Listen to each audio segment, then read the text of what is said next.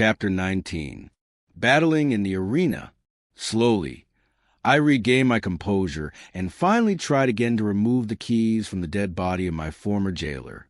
But as I reached out into the darkness to locate it, I found to my horror that it was gone. Then the truth flashed on me. The owners of those gleaming eyes had dragged my prize away from me to be devoured in their neighboring lair. They had been waiting for days, for weeks, for months, through all this awful eternity of my imprisonment, to drag my dead carcass to their feast.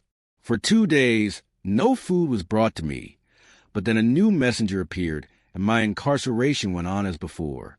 But not again did I allow my reason to be submerged by the horror of my position. Shortly after this episode, another prisoner was brought in and chained near me by the dim torchlight. I saw that he was a red Martian, and I could scarcely await the departure of his guards to address him. As their retreating footsteps died away in the distance, I called out softly the Martian word of greeting. "Kerr?" "Who are you who speaks out of the darkness?" he answered. "John Carter, a friend of the Red Men of Helium." "I am from Helium," he said, "but I do not recall your name." And then I told him my story as I have written it here, omitting only any reference to my love for Dejah Thoris. He was very excited by the news of Helium's princess, and seemed quite positive that she and Sola could easily have reached a point of safety from where they left me. He said that he knew the place well because the defile through which the Warhoon warriors had passed when they discovered us was the only one ever used by them when marching to the south. Dejah Thoris and Sola entered the hills not 5 miles from a great waterway, and are now probably quite safe, he assured me. My fellow prisoner was Cantos Can, a Pad War lieutenant in the Navy of Helium. He had been a member of the ill-fated expedition which had fallen into the hands of the Tarkas at the time of Dejah Thoris' capture. He briefly related the events that followed the defeat of the battleships. Badly injured and only partially manned, they had limped slowly toward Helium. But while passing near the city of Zodanga, the capital of Helium's hereditary enemies, among the Red Men of Barsoom, they had been attacked by a great body of warships. All but the craft to which Cantos can belong were either destroyed or captured. His vessel was chased for days by 3 of the Zodangan warships, but finally escaped during the darkness of a moonless night. 30 days after the capture of Dejah Thoris, or about the time of our coming to Thark, his vessel had reached Helium with about 10 survivors of the original crew of 700 officers and men. Immediately, 7 great fleets, each of 100 mighty warships, had been dispatched to search for Dejah Thoris. From these vessels, 2,000 smaller craft had been kept out continuously in futile search for the missing princess. 2 green Martian communities had been wiped off the face of Barsoom by the avenging fleets, but no trace of Dejah Thoris had been found.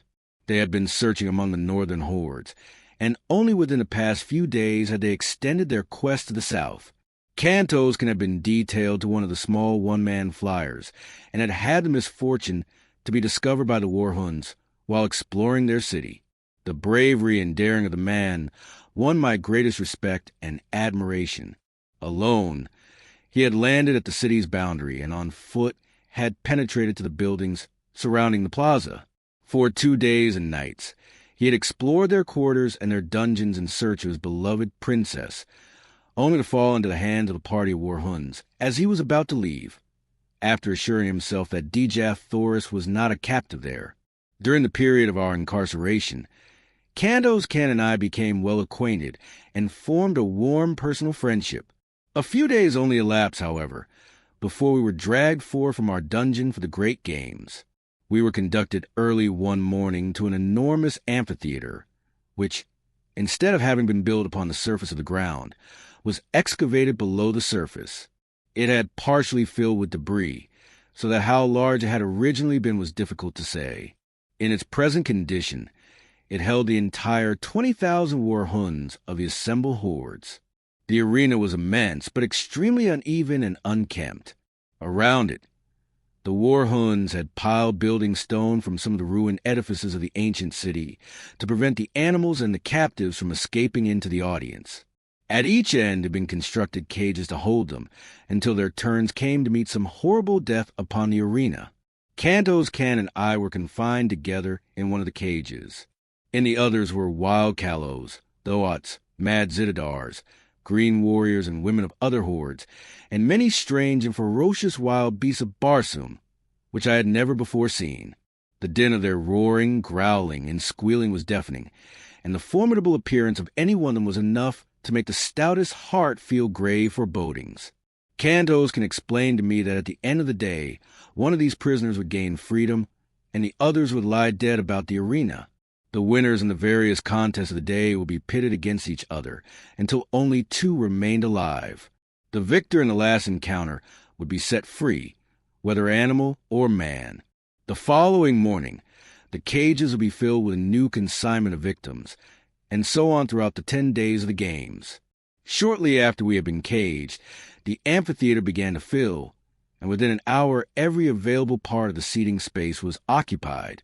Dak Kova, with his jeds and chieftains, sat at the center of one side of the arena upon a large, raised platform. At a signal from Dak Kova, the doors of 2 cages were thrown open, and a dozen green Martian females were driven to the center of the arena.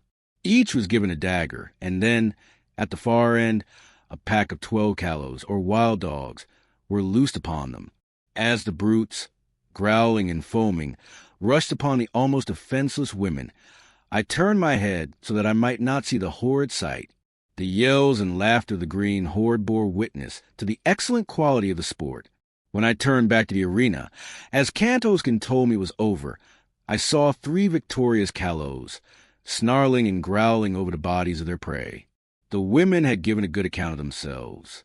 Next, a mad Zitadar was loose among the remaining dogs, and so it went throughout the long, hot, horrible day.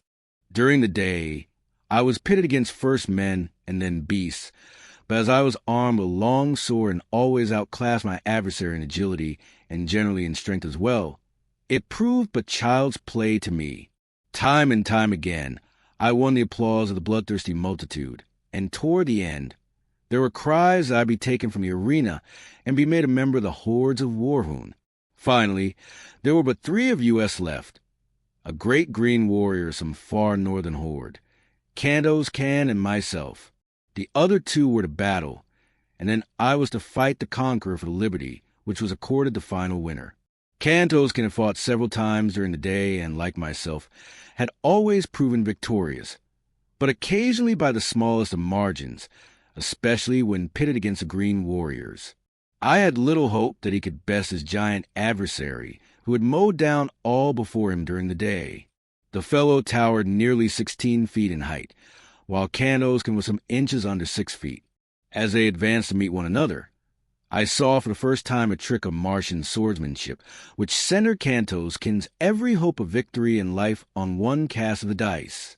For, as he came to within about 20 feet of the huge fellow, he threw his sword arm far behind him over his shoulder, and with a mighty sweep hurled his weapon point foremost at the green warrior. It flew true as an arrow, and, piercing the poor devil's heart, laid him dead upon the arena. Kantos Can and I were now pitted against each other, but as we approached the encounter, I whispered to him to prolong the battle until nearly dark in the hope that we might find some means of escape. The horde evidently guessed that we had no hearts to fight each other, and so they howled in rage as neither of us placed a fatal thrust. Just as I saw the sudden coming of darkness, I whispered to Kantos Can to thrust his sword between my left arm and my body. As he did so, I staggered back, clasping the sword tightly with my arm, and thus fell to the ground with his weapon apparently protruding from my chest. Kantos Can perceive my coup, and stepping quickly to my side, he placed his foot upon my neck, and withdrawing his sword from my body, gave me the final death blow through the neck, which is supposed to sever the jugular vein. But in this instance, the cold blade slipped harmlessly into the sand of the arena. In the darkness which had now fallen, none could tell but that he had really finished me. I whispered to him to go and claim his freedom, and then look for me in the hills east of the city, and so he left me. When the amphitheater had cleared, I crept stealthily to the top, and as the great excavation lay far from the plaza and in an untenanted portion of the great dead city, I had little trouble in reaching the hills beyond. Chapter 20. In the Atmosphere Factory. For 2 days, I waited for Cantos, Kansas. When he didn't arrive, I set off on foot in a northwesterly direction. I aimed for a waterway he had mentioned as the nearest. My only food was a vegetable milk from abundant plants, a truly priceless fluid. For 2 long weeks, I wandered, stumbling through the nights, guided only by the stars. During the days, I hid behind protruding rocks or among the sparse hills I traversed. Wild beasts attacked me several times, strange, monstrous creatures that leaped from the dark. I had to keep my long sword ready. Usually, my newly acquired telepathic power warned me well in advance. But once, I was knocked down, vicious fangs of my jugular, a hairy face pressed close to mine, before I even knew I was threatened. I didn't know what kind of creature was upon me, but I could feel it was large, heavy, and many-legged. My hands found its throat before its fangs could bury themselves in my neck. Slowly, I forced the hairy face away and clamped my fingers vice-like upon its windpipe. We lay there silently, the beast struggling with all its might to reach me with those awful fangs. I strained to maintain my grip, choking the life from it, keeping it from my throat. Slowly, my arms began to give way in the unequal struggle. Inch by inch, the burning eyes and gleaming tusks of my attacker crept closer. As the hairy face touched mine again, I realized all was lost. Just then, a living mass of destruction sprang from the surrounding darkness, landing full upon the creature that held me pinned to the ground. The two rolled, growling, upon the moss, tearing and rending each other frightfully. But it was soon over. My preserver stood with lowered head over the throat of the dead thing that would have killed me. The nearer moon, suddenly hurtling above the horizon, lit up the Barsoomian scene. It showed me that my preserver was Woola. Where he had come from, or how he found me, I couldn't guess. That I was glad of his companionship goes without saying, but my pleasure at seeing him was tempered by anxiety. Why had he left Dejah Thoris? Only her death, I felt sure, could account for his absence from her, knowing how faithful he was to my commands. By the light of the now brilliant moons, I saw he was a mere shadow of his former self. As he turned from my caress and began greedily devouring the dead carcass at my feet, I realized the poor fellow was more than half-starved. My own plight was only slightly better, but I couldn't bring myself to eat uncooked flesh, and I had no means of making a fire. When Woola finished his meal, I again resumed my weary, seemingly endless wandering in quest of the elusive waterway. At daybreak on the 15th day of my search, I was overjoyed to see the tall trees that marked my objective. Around noon, I wearily dragged myself to the portals of a massive building, perhaps 4 square miles in area and 200 feet high. Its mighty walls showed no opening other than the tiny door where I collapsed, exhausted. There was no sign of life around it. I found no bell or other way to alert anyone inside, unless a small round hole near the door was for that purpose. It was about the size of a lead pencil. Thinking it might be a speaking tube, I put my mouth to it and was about to call when a voice issued from it, asking who I was, where I was from, and the nature of my errand. I explained I had escaped from the war Huns and was dying of starvation and exhaustion.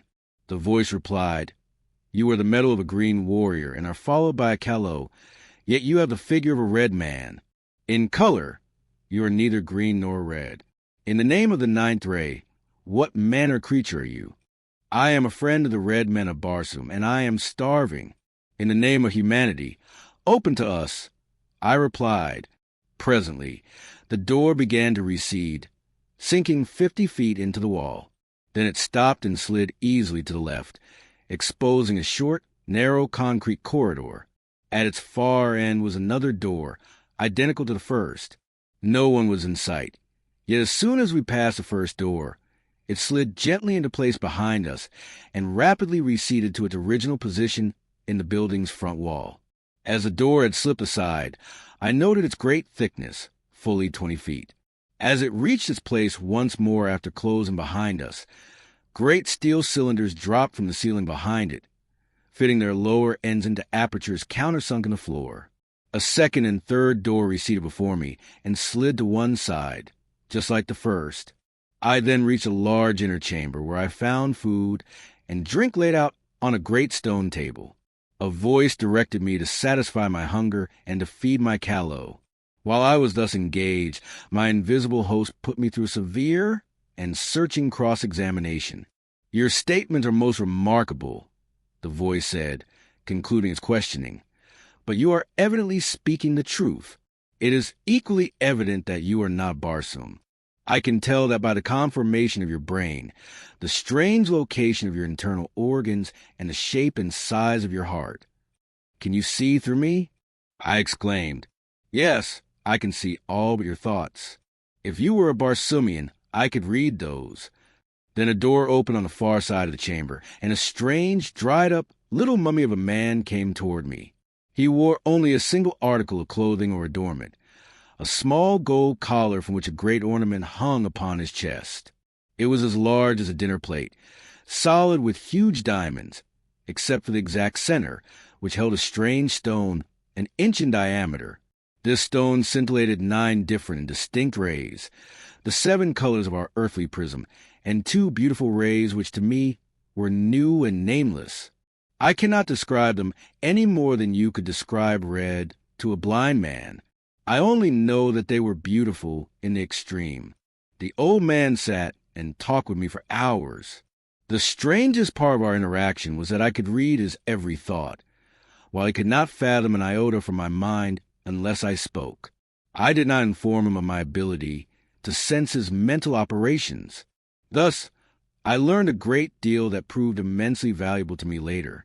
I would never have known these things had he suspected my strange power, for Martians have such perfect control of their mental machinery that they can direct their thoughts with absolute precision. The building in which I found myself contained the machinery that produces the artificial atmosphere sustaining life on Mars. The secret of the entire process hinges on the use of the 9th ray, one of the beautiful scintillations I had noted emanating from the great stone in my host's diadem. This ray is separated from the other rays of the sun by finely adjusted instruments on the roof of the huge building. 3/4 of the building is used for reservoirs where the 9th ray is stored. This product is then treated electrically, or rather, certain proportions of refined electric vibrations are incorporated with it. The result is then pumped to the planet's 5 principal air centers where, as it is released, contact with the ether of space transforms it into atmosphere. There is always enough of the 9th ray stored in the great building to maintain the current Martian atmosphere for 1,000 years.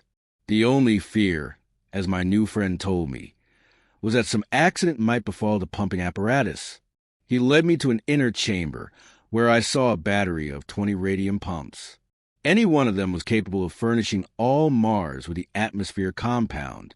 For 800 years, he told me, he had watched these pumps, which he used alternately, a day each at a stretch, a little over 24.5 Earth hours. He has one assistant who divides a watch with him. Each of these men spends half a Martian year, about 344 of our days, alone in this huge, isolated plant. Every red Martian is taught the principles of atmosphere manufacture during earliest childhood, but only 2 at a time ever hold the secret of entry to the great building, built with walls 150 feet thick. It is absolutely unassailable. Even the roof is guarded from aircraft assault by a 5-foot-thick glass covering. Their only fear of attack is from the green Martians or some demented red man. All Barsoomians realize that the very existence of every form of life on Mars depends on the uninterrupted working of this plant. One curious fact I discovered as I watched his thoughts was that the outer doors are manipulated by telepathic means. The locks are so finely adjusted that the doors are released by a certain combination of thought waves. To experiment with my newfound toy, I thought to surprise him into revealing this combination. So I casually asked him how he had managed to unlock the massive doors for me from the inner chambers of the building.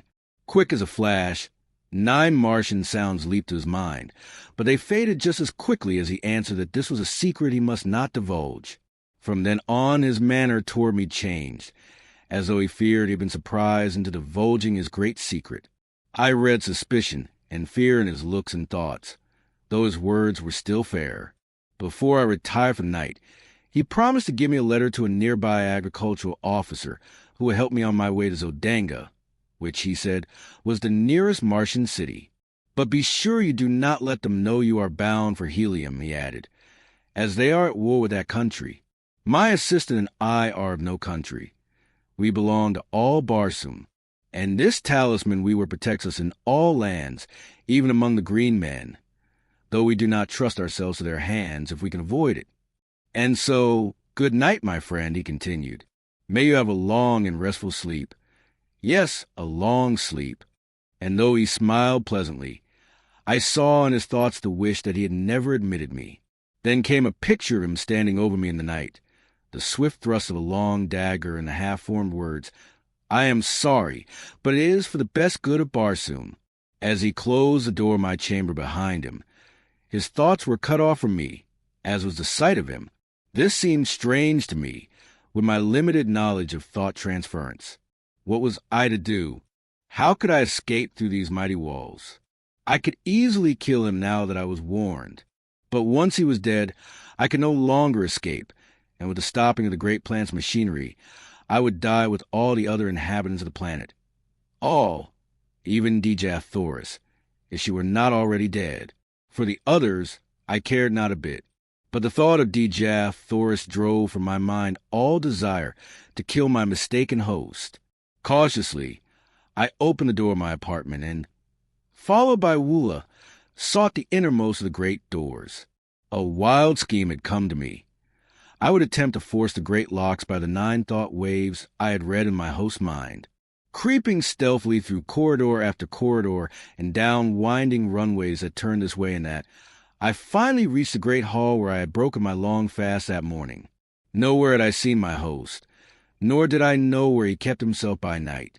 I was about to step boldly into the room when a slight noise behind me warned me back into the shadows of a recess in the corridor. Dragging Woola after me, I crouched low in the darkness. Presently, the old man passed close by me. As he entered the dimly lit chamber I had been about to pass through, I saw he held a long, thin dagger and was sharpening it on a stone. In his mind was a decision to inspect the radium pumps, which would take about 30 minutes, and then return to my bedchamber and finish me. As he passed through the great hall and disappeared down the runway leading to the pump room, I stole stealthily from my hiding place and crossed the great door, the innermost of the 3 that stood between me and liberty. Concentrating my mind upon the massive lock, I hurled the 9 thought waves against it. In breathless expectancy, I waited. Finally, the great door moved softly toward me and slid quietly to one side. One after the other, the remaining mighty portals opened at my command. Woola and I stepped forth into the darkness, free, but little better off than we had been before, except that we had full stomachs. Hastening away from the shadows of the formidable pile, I made for first crossroad, intending to reach the central turnpike as quickly as possible. I arrived around morning, and, entering the first enclosure, I came to search for signs of habitation. There were low, rambling concrete buildings barred with heavy, impassable doors. No amount of hammering or hallooing brought any response. Weary and exhausted from sleeplessness, I threw myself upon the ground, commanding Woola to stand guard. Some time later, I was awakened by his frightful growlings and opened my eyes to see 3 red Martians standing a short distance from us, covering me with their rifles. I am unarmed and no enemy, I hastened to explain. I have been a prisoner among the green men, and am on my way to Zodanga. All I ask is food and rest of myself and my callow, and proper directions for reaching my destination. They lowered their rifles and advanced pleasantly toward me, placing their right hands upon my left shoulder in their customary salute. They asked me many questions about myself and my wanderings. Then they took me to the house of one of them, which was only a short distance away. The buildings I had been hammering at earlier that morning were occupied only by livestock and farm produce. The actual house stood among a grove of enormous trees. Like all red Martian homes, it had been raised at night some 40 or 50 feet from the ground on a large, round metal shaft.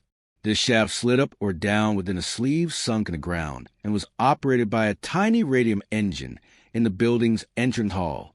Instead of bothering with bolts and bars, red Martians simply raise their dwellings out of harm's way during the night. They also have private means for lowering or raising them from the ground. From outside, if they wish to go away and leave them, these brothers, with their wives and children, occupied 3 similar houses on this farm. They did not work themselves, being government officers in charge. The labor was performed by convicts, prisoners of war, delinquent debtors, and confirmed bachelors too poor to pay the high celibate tax imposed by all red Martian governments. They were the personification of cordiality and hospitality. I spent several days with them, resting and recuperating from my long and arduous experiences. When they had heard my story, I omitted all reference to Dejah Thoris and the old man of the atmosphere plant. They advised me to color my body to more closely resemble their own race. Then, they suggested I try to find employment in Zodanga, either in the Army or the Navy. The chances are small that your tale will be believed until you have proven your trustworthiness and won friends among the higher nobles of the court, one of them explained. This you can most easily do through military service, as we are a warlike people on Barsoom, and save our richest favors for the fighting man. When I was ready to depart, they furnished me with a small domestic bullthoat, such as is used for saddle purposes by all red Martians. The animal is about the size of a horse and quite gentle, but in color and shape, it is an exact replica of its huge and fierce cousin of the wilds. The brothers had supplied me with a reddish oil, with which I anointed my entire body. One of them cut my hair, which had grown quite long, in the prevailing fashion of the time, square at the back and banged in front. I could have passed anywhere on Barsoom as a full-fledged red Martian. My medal and ornaments were also renewed in the style of the Zodangan gentleman, attached to the House of Tor, which was a family name of my benefactors. They filled a small sack at my side with Zodangan money. The medium of exchange on Mars is not dissimilar from our own, except that the coins are oval. Paper money is issued by individuals as they require it and redeemed twice yearly. If a man issues more than he can redeem, the government pays his creditors in full, and the debtor works out the amount on the farms or in mines, which are all government-owned. This suits everyone except the debtor, as it has been difficult to obtain enough voluntary labor to work the great isolated farmlands of Mars, which stretch like narrow ribbons from pole to pole through wild stretches populated by wild animals and even wilder men. When I mentioned my inability to repay them for their kindness, they assured me I would have ample opportunity if I lived long on Barsoom. Bidding me farewell, they watched me until I was out of sight upon the broad white turnpike. Chapter 21. An Air Scout for Zodanga. As I journeyed towards Zodanga, many strange and interesting sights captured my attention. At the various farmhouses where I stopped, I learned much about Barsoomian customs and methods. The water that supplies Mars farms is collected in immense underground reservoirs at the poles, from melting ice caps. It's then pumped through long conduits to populated centers. Cultivated districts lie along both sides of these conduits, spanning their entire length. These districts are divided into tracts of similar size, each supervised by one or more government officers. Instead of flooding fields and wasting vast quantities of water through evaporation, the precious liquid is carried underground through a network of small pipes, directly to the roots of the plants. Crops on Mars are always uniform because there are no droughts, no rains, no high winds, and no insects or destructive birds. On this trip, I tasted meat for the first time since leaving Earth, large juicy steaks and chops from the well-fed domestic animals of the farms. I also enjoyed luscious fruits and vegetables, though nothing was exactly similar to earthly food. Every plant, flower, vegetable, and animal has been so refined by ages of careful, scientific cultivation and breeding that their earthly counterparts seem pale, gray, and characterless by comparison. At a second stop, I met some highly cultivated people of the noble class. During our conversation, we happened to speak of helium. One of the older men had been there on a diplomatic mission several years prior and spoke with regret about the conditions that seemed destined to keep these two countries at war. Helium, he said, rightly boasts the most beautiful women of Barsoom, and of all her treasures, the wondrous daughter of Mor's Kajak, Dejah Thoris, is the most exquisite flower. Why, he added, the people truly worship the ground she walks upon. Since her loss on that ill-starred expedition, all Helium has been draped in mourning. That our ruler attacked the disabled fleet as it returned to Helium was just another of his awful blunders. I fear it will sooner or later compel Zodanga to elevate a wiser man to his place. Even now, though our victorious armies surround Helium, the people of Zodanga are voicing their displeasure. The war is not a popular one, as it's not based on right or justice. Our forces took advantage of the principal Helium fleet's absence while they searched the princess, allowing us to easily reduce the city to a sorry plight. It said she will fall within the next few passages of the further moon. And what do you think may have been the fate of Princess Dejah Thoris? I asked as casually as possible. She is dead, he answered. We learned this from a green warrior recently captured by our forces in the south. She escaped from the hordes of Thark with a strange creature of another world, only to fall into the hands of the war Huns. Their thoughts were found wandering on the sea bottom, and evidence of a bloody conflict was discovered nearby. While this information was not reassuring, it was also not conclusive proof of Dejah Thoris's death. So I resolved to make every effort to reach Helium as quickly as I could and deliver any news of his granddaughter's possible whereabouts to Tardos Moors. 10 days after leaving the Three Tor brothers, I arrived at Zodanga. From the moment I encountered the red inhabitants of Mars, I noticed that Woola drew a great deal of unwelcome attention to me. The huge brute belonged to a species never domesticated by the red men. Were one to stroll down Broadway with a Numidian lion at his heels, the effect would be similar to my entering Zodanga with Woola. The very thought of parting with the faithful creature caused me such regret and genuine sorrow that I put it off until just before we arrived at the city's gates. But then, finally, it became imperative that we separate. Had only my own safety or pleasure been at stake, no argument could have persuaded me to turn away the one creature on Barsoom who had never failed in demonstrating affection and loyalty. But as I would willingly have offered my life in service of the one I sought, for whom I was about to challenge the unknown dangers of this mysterious city, I could not allow even Woola's life to threaten the success of my venture, much less his momentary happiness, for I doubted not he would soon forget me. And so I bade the poor beast an affectionate farewell, promising him, however, that if I came through my adventure safely, I would find a way to seek him out. He seemed to understand me fully, and when I pointed back in the direction of Thark, he turned sorrowfully away. I couldn't bear to watch him go, but resolutely set my face towards Zodanga and, with a touch of heartsickness, approached her frowning walls. The letter I carried gave me immediate entrance to the vast, walled city. It was still very early morning, and the streets were practically deserted. The residences, raised high upon their metal columns, resembled huge rookeries, while the uprights themselves looked like steel tree trunks. The shops, as a rule, were not raised in the ground, nor were their doors bolted or barred, as thievery is practically unknown on Barsoom. Assassination is the ever-present fear of all Barsoomians, and for this reason alone, their homes are raised high above the ground at night or in times of danger. The Tor brothers had given me explicit directions to the part of the city where I could find living accommodations near the offices of the government agents to whom they had given me letters. My way led to the central square or plaza, a characteristic of all Martian cities. The plaza of Zodanga covers a square mile and is bounded by the palaces of the Jedak, the Jeds, and other royalty and nobility of Zodanga, as well as by the main public buildings, cafes, and shops. As I crossed the great square, lost in wonder and admiration of the magnificent architecture and the gorgeous scarlet vegetation carpeting the broad lawns, I saw a red Martian walking briskly toward me from one of the avenues. He paid not the slightest attention to me, but as he came abreast, I recognized him.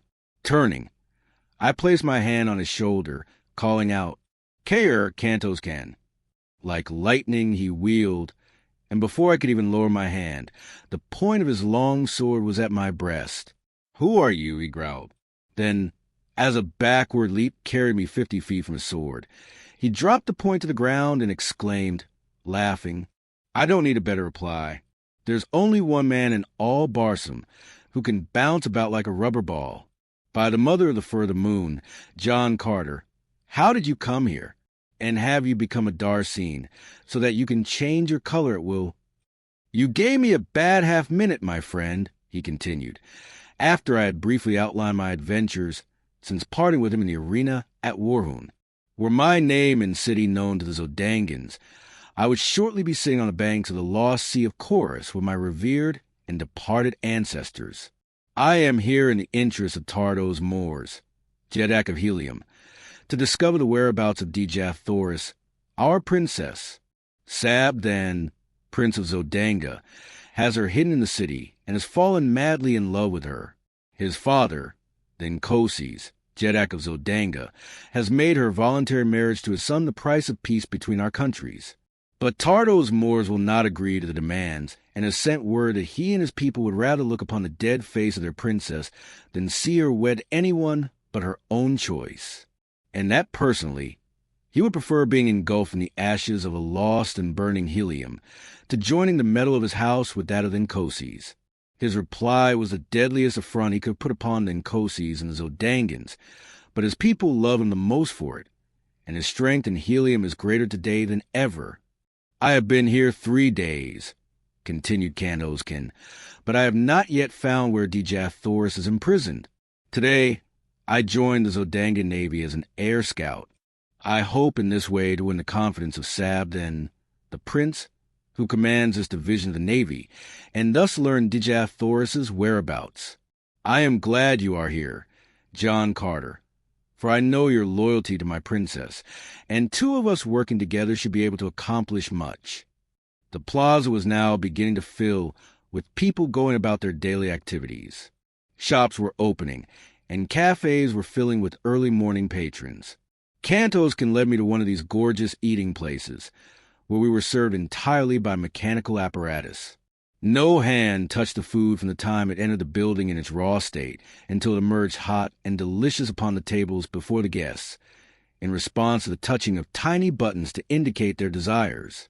After our meal, Cantos took me with him to the headquarters of the Air Scout Squadron and, introducing me to his superior, asked that I be enrolled as a member of the Corps. In accordance with custom, an examination was necessary, but Cantos had told me to have no fear on this score, as he would attend to that part of the matter.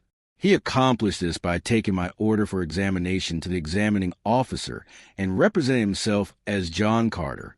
"This ruse will be discovered later," he cheerfully explained, "when they check my weights, measurements, and other personal identification data. But it will be several months before this is done, and our mission should be accomplished or have failed long before that time." The next few days were spent by Cantos teaching me the intricacies of flying and repairing the dainty little contrivances that Martians use for this purpose. The body of the one-man aircraft is about 16 feet long, 2 feet wide, and 3 inches thick, tapering to a point at each end. The driver sits on top of this plane on a seat constructed over the small, noiseless radium engine that propels it. The medium of buoyancy is contained within the thin metal walls of the body and consists of the 8th Barsoomian ray, or ray of propulsion, as it may be termed in view of its properties. This ray, like the 9th ray, is unknown on Earth, but the Martians have discovered that it is an inherent property of all light, no matter from what source it emanates. They have learned that it is the solar 8th ray that propels the light of the sun to the various planets, and that it is the individual 8th ray of each planet that reflects or propels the light thus obtained out into space once more. The solar 8th ray will be absorbed by the surface of Barsoom, but the Barsoomian 8th ray, which tends to propel light from Mars into space, is constantly streaming out from the planet, constituting a force of repulsion of gravity. When confined, this force can lift enormous weights from the ground. It is this ray that has enabled them to perfect aviation so much that battleships far outweighing anything known on Earth sail as gracefully and lightly through the thin air of Barsoom, as a toy balloon in Earth's heavy atmosphere. During the early years of this ray's discovery, many strange accidents occurred before the Martians learned to measure and control the wonderful power they had found. In one instance, some 900 years before, the first great battleship built with 8th-ray reservoirs was stored with too great a quantity of the rays. She had sailed up from Helium with 500 officers and men, never to return. Her power of repulsion for the planet was so great that it carried her far into space, where she can be seen today, with the aid of powerful telescopes, hurtling through the heavens 10,000 miles from Mars, a tiny satellite that will thus encircle Barsoom to the end of time. The 4th day after my arrival at Zodanga, I made my first flight, and as a result, I won a promotion that included quarters in Nkosi's palace. As I rose above the city, I circled several times, as I had seen Kandos can do, and then, throwing my engine into top speed, I raced at terrific velocity toward the south, following one of the great waterways that enters Zodanga from that direction.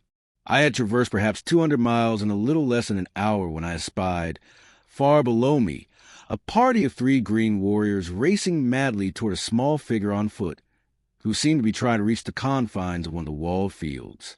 Dropping my machine rapidly toward them and circling to the rear of the warriors, I soon saw that the object of their pursuit was a red Martian, wearing the medal of the scout squadron to which I was attached. A short distance away lay his tiny flyer, surrounded by the tools with which he had evidently been occupied in repairing some damage when surprised by the green warriors. They were now almost upon him, their flying mounts charging down on the relatively puny figure at terrific speed, while the warriors leaned low to the right with their great metal-shod spears. Each seemed striving to be the first to impale the poor Zodangan, and in another moment his fate would have been sealed had it not been for my timely arrival. Driving my swift aircraft at high speed directly behind the warriors, I soon overtook them, and without diminishing my speed, I rammed the prow of my little flyer between the shoulders of the nearest. The impact, sufficient to have torn through inches of solid steel, hurled the fellow's headless body into the air over the head of his throat, where it fell sprawling upon the moss. The mounts of the other 2 warriors turned, squealing in terror, and bolted in opposite directions. Reducing my speed, I circled and came to ground at the feet of the astonished Zodangan. He was warm in his thanks for my timely aid and promise that my day's work would bring the reward it merited, for it was none other than a cousin of the Jedak of Zodanga whose life I had saved. We wasted no time in talking, as we knew the warriors would surely return as soon as they had gained control of their mounts.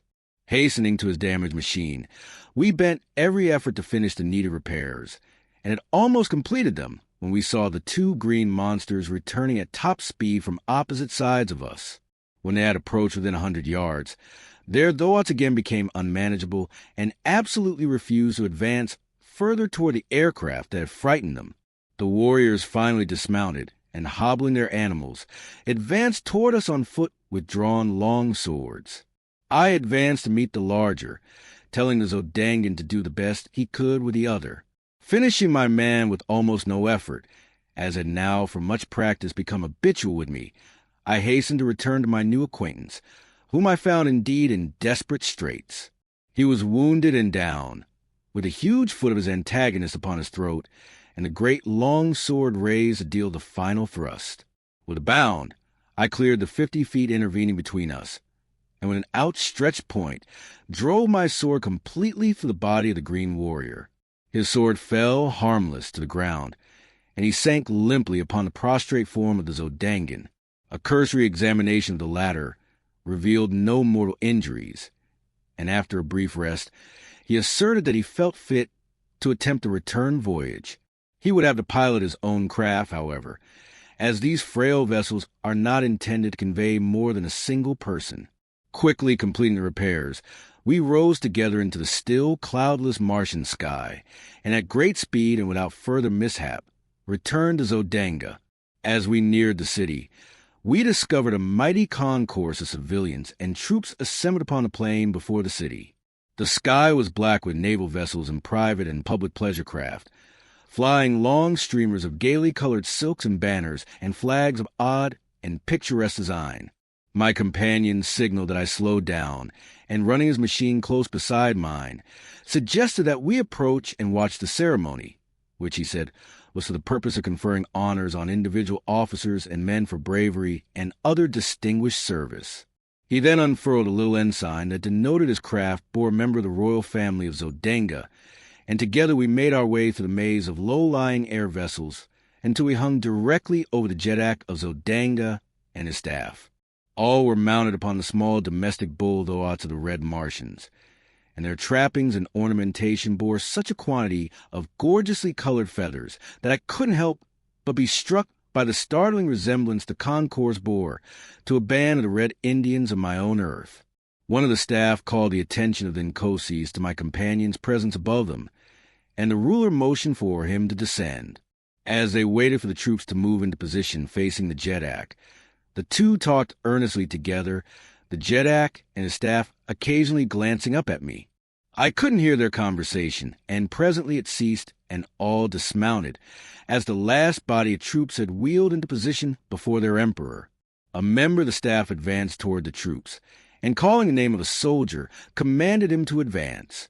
The officer then recited the nature of the heroic act that had won the approval of the Jedak, and the latter advanced and placed a metal ornament upon the left arm of the lucky man. 10 men had been so decorated when the aide called out, "John Carter, Air Scout." Never in my life had I been so surprised, but the habit of military discipline is strong within me, and I dropped my little machine lightly to the ground and advanced on foot as I had seen the others do. As I halted before the officer, he addressed me in a voice audible to the entire assemblage of troops and spectators. "In recognition, John Carter," he said, "of your remarkable courage and skill in defending the person of the cousin of the Jedak and Nkosis, and, single-handed, vanquishing 3 green warriors, it is the pleasure of our Jedak to confer on you the mark of his esteem." Then Nkosis then advanced toward me, and, placing an ornament upon me, said, "My cousin has narrated the details of your wonderful achievement, which seems little short of miraculous. And if you can so well defend a cousin of the Jedak, how much better could you defend the person of the Jedak himself? You are, therefore, appointed a Padwar of the Guards and will be quartered in my palace hereafter." I thanked him, and at his direction joined the members of his staff.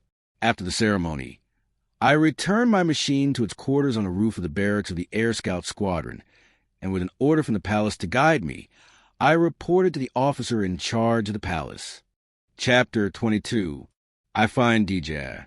The major domo, to whom I reported, had received instructions. I was to be stationed near the Jedak. In wartime, a Jedak is always in great danger of assassination, as all is fair in war seems to be the entire ethic of Martian conflict. Therefore, my guide immediately escorted me to the Nkosis' apartment. The ruler was conversing with his son, Sabdan, and several courtiers. He did not notice my entrance. The apartment walls were completely hung with splendid tapestries, hiding any windows or doors. The room was lit by imprisoned sun rays, held between the actual ceiling and what appeared to be a ground glass false, ceiling a few inches below.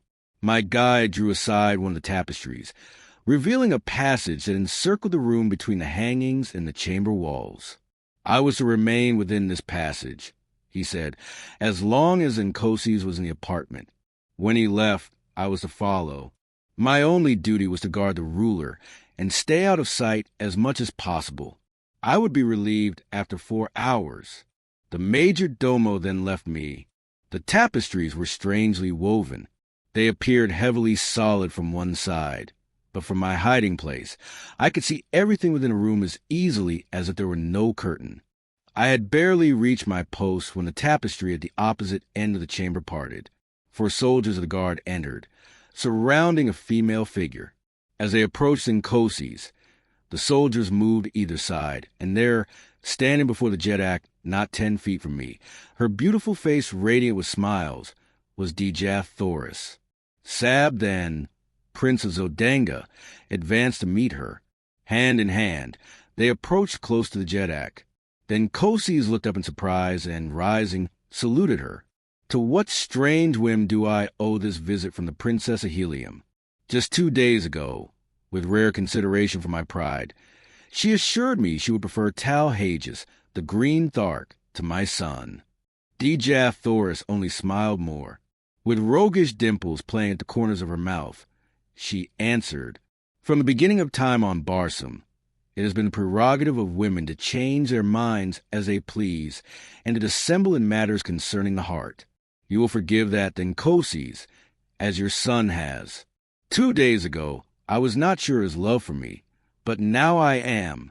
I have come to beg you to forget my rash words and to accept the assurance of the Princess of Helium that when the time comes, she will wed Sabd, Prince of Zodanga." "I am glad that you have decided so," replied Denkoses. "It is far from my desire to push war further against the people of Helium. Your promise shall be recorded, and a proclamation to my people issued forthwith." "It would be better than Denkoses," interrupted Dejah Thoris, "if the proclamation waits for the ending of this war.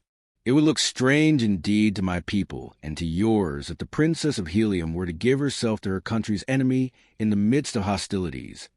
"Cannot the war be ended at once?" spoke Sabdan. "It requires the word of Denkoses to bring peace." "Say it, my father. Say the word that will hasten my happiness and end this unpopular strife." "We shall see," replied Denkoses, "how the people of Helium take to peace.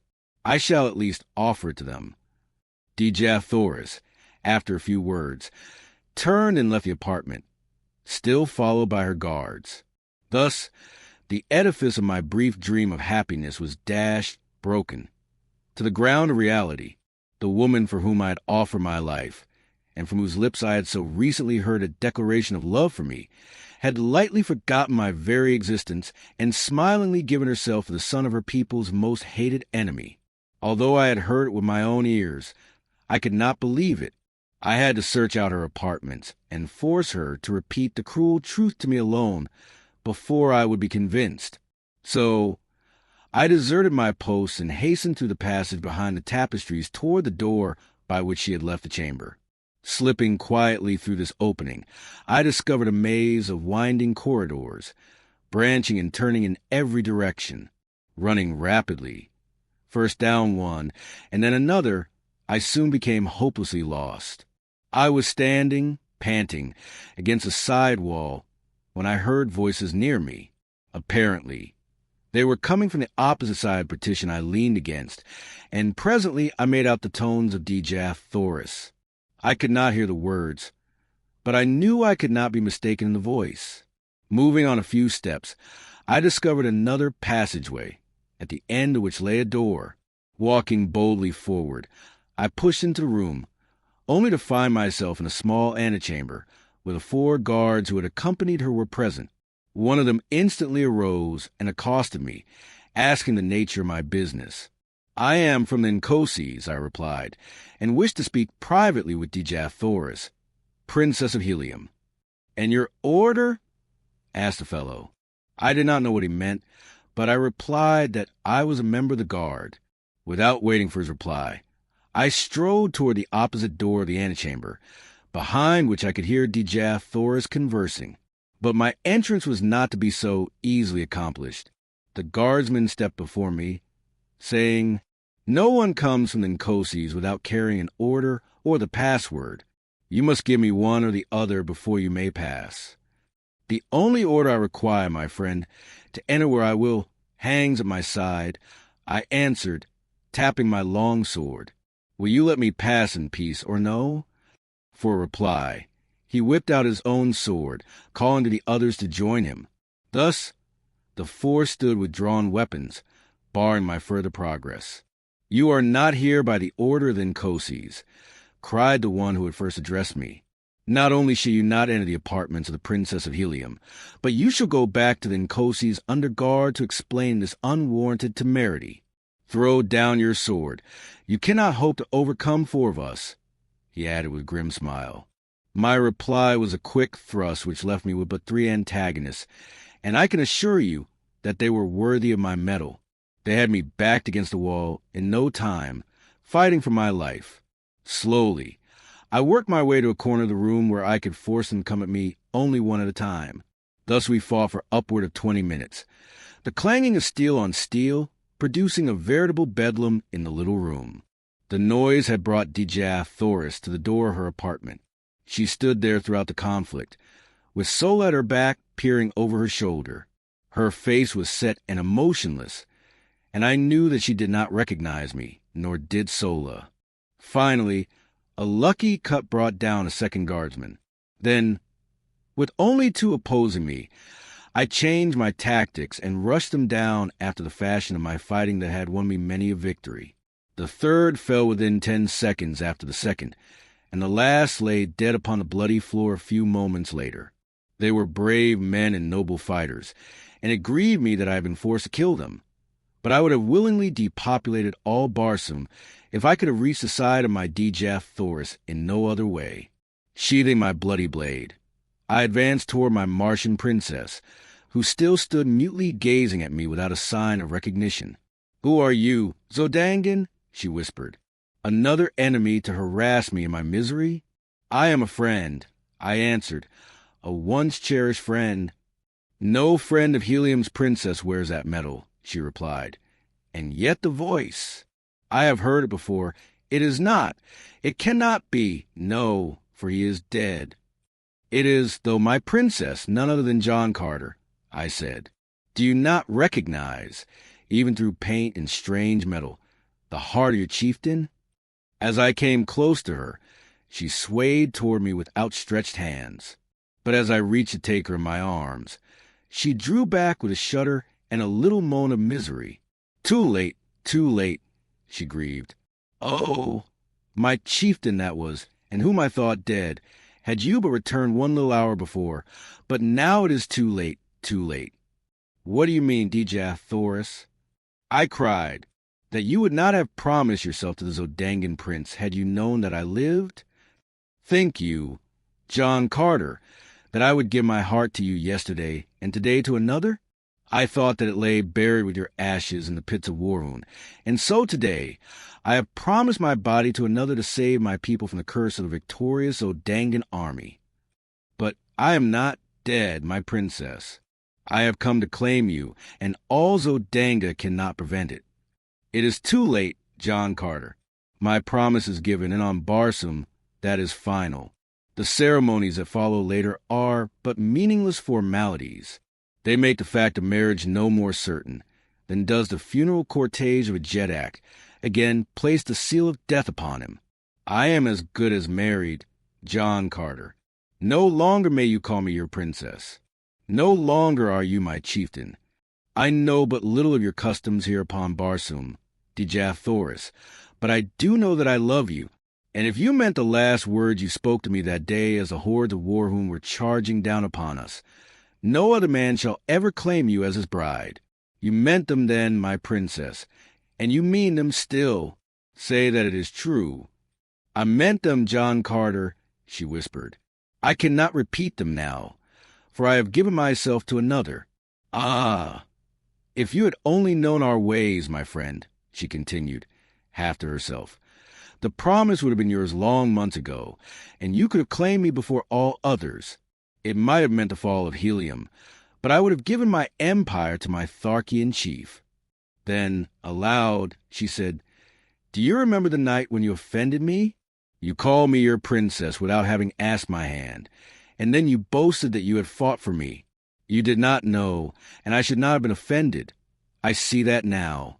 But there was no one to tell you what I could not, that upon Barsoom there are two kinds of women in the cities of the red men. The one they fight for may ask them in marriage. The other kind they fight for also, but never ask their hands.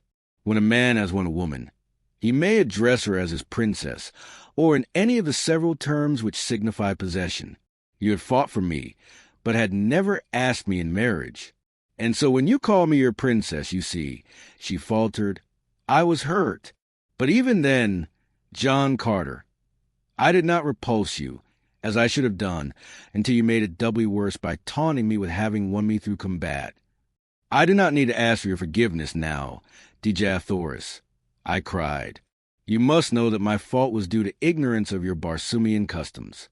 What I failed to do, through implicit belief that my petition be presumptuous and unwelcome, I do now, Dejah Thoris. I ask you be my wife, and by all the Virginian fighting blood that flows in my veins, you shall be.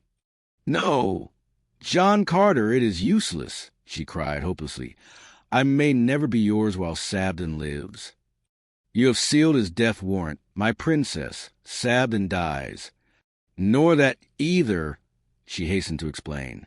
I may not wed the man who slays my husband, even in self-defense. It is a custom. We are ruled by custom upon Barsoom. It is useless, my friend. You must bear the sorrow with me. That at least we may share in common. That, and the memory of the brief days among the Tarkas. You must go now, nor ever see me again. Goodbye, my chieftain. Disheartened and dejected, I withdrew from the room. But I was not entirely discouraged, nor would I admit that Dejah Thoris was lost to me until the ceremony had actually been performed. As I wandered along the corridors, I was as absolutely lost in the mazes of winding passageways as I had been before I discovered Dejah Thoris's apartments. I knew that my only hope lay in escaping from the city of Zodanga, for the matter of the 4 dead guardsmen would have to be explained. Since I could never reach my original post without a guide, suspicion would surely rest on me as soon as I was discovered wandering aimlessly through the palace. Presently, I came upon a spiral runway leading to a lower floor. I followed this downward for several stories until I reached the doorway of a large apartment, in which were a number of guardsmen. The walls of this room were hung with transparent tapestries, behind which I secreted myself without being apprehended. The conversation of the guardsmen was general and awakened no interest in me until an officer entered the room and ordered 4 of the men to relieve the detail guarding the Princess of Helium. Now I knew my troubles would commence in earnest, and indeed they were upon me all too soon, for it seemed that the squad had scarcely left the guardroom before one of their number burst in again breathlessly, crying that they had found their 4 comrades butchered in the antechamber. Chapter 23. Lost in the sky.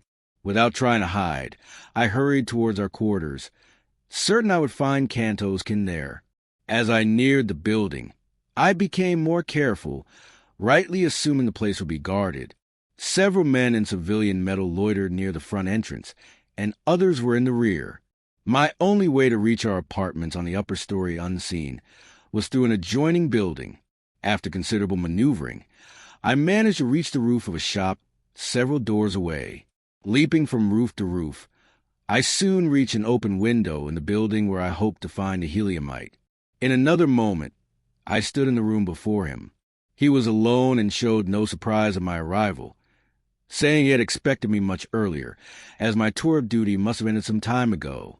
I realized he knew nothing of the day's events at the palace. When I enlightened him, he became very excited.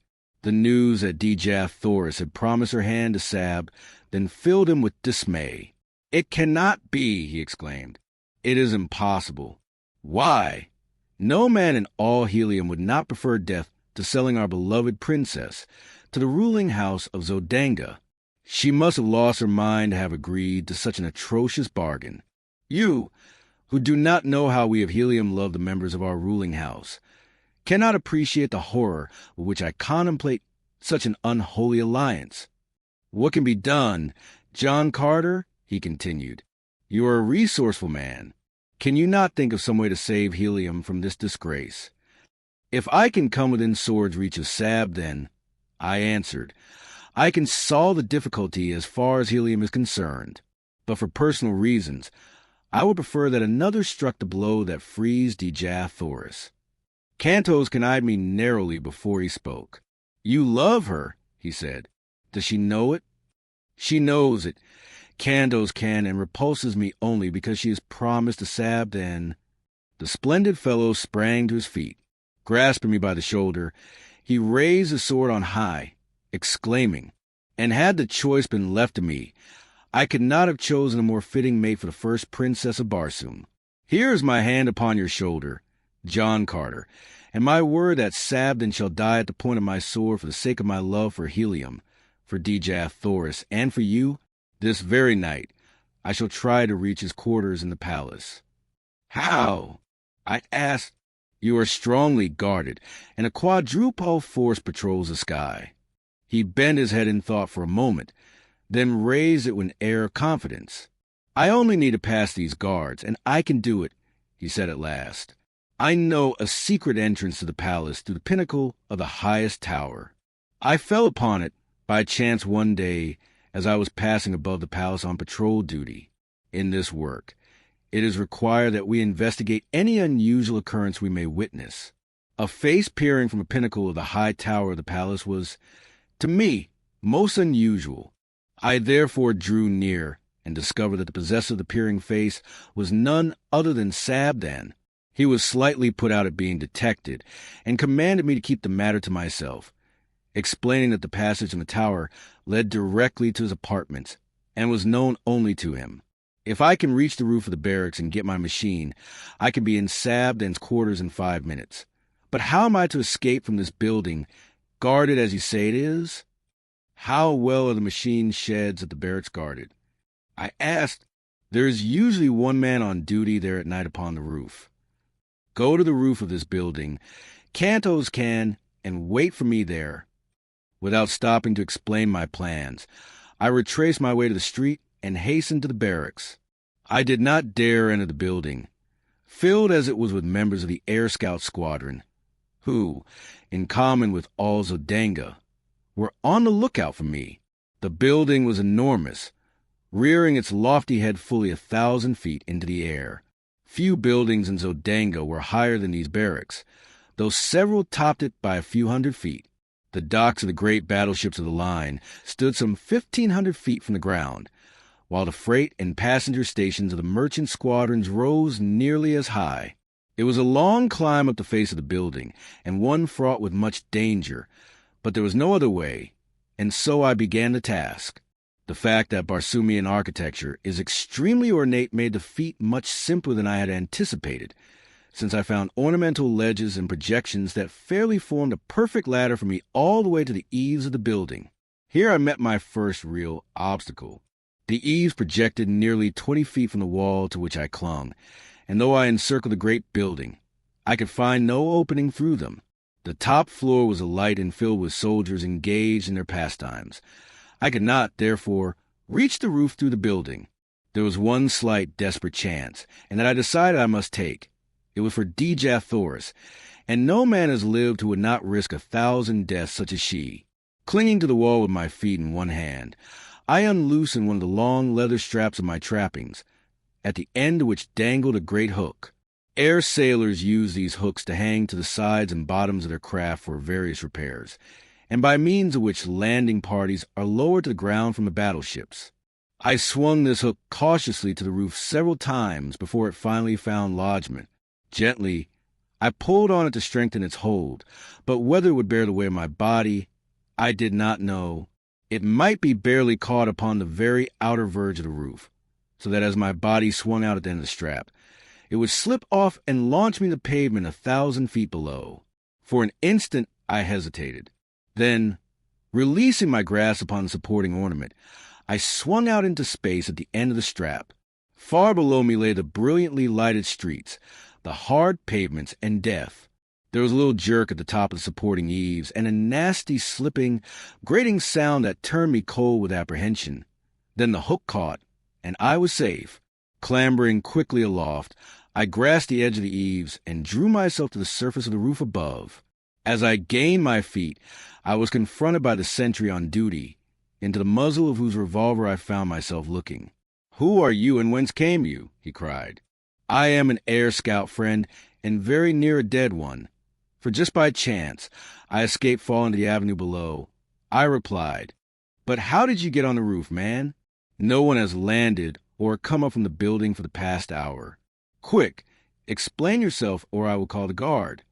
"Look you here, sentry, and you shall see how I came and how close a shave I had to not coming at all," I answered, turning toward the edge of the roof, where, 20 feet below, at the end of my strap, hung all my weapons.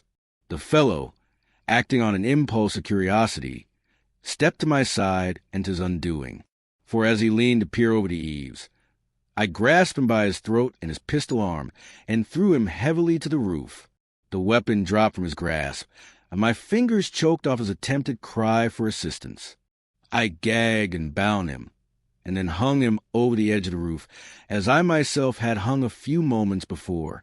I knew it would be morning before he would be discovered, and I needed all the time that I could gain. Donning my trappings and weapons, I hastened to the sheds, and soon had out both my machine and Canto's cans. Making as fast behind mine, I started my engine, and skimming over the edge of the roof, I dove down into the streets of the city, far below the plane usually occupied by the air patrol.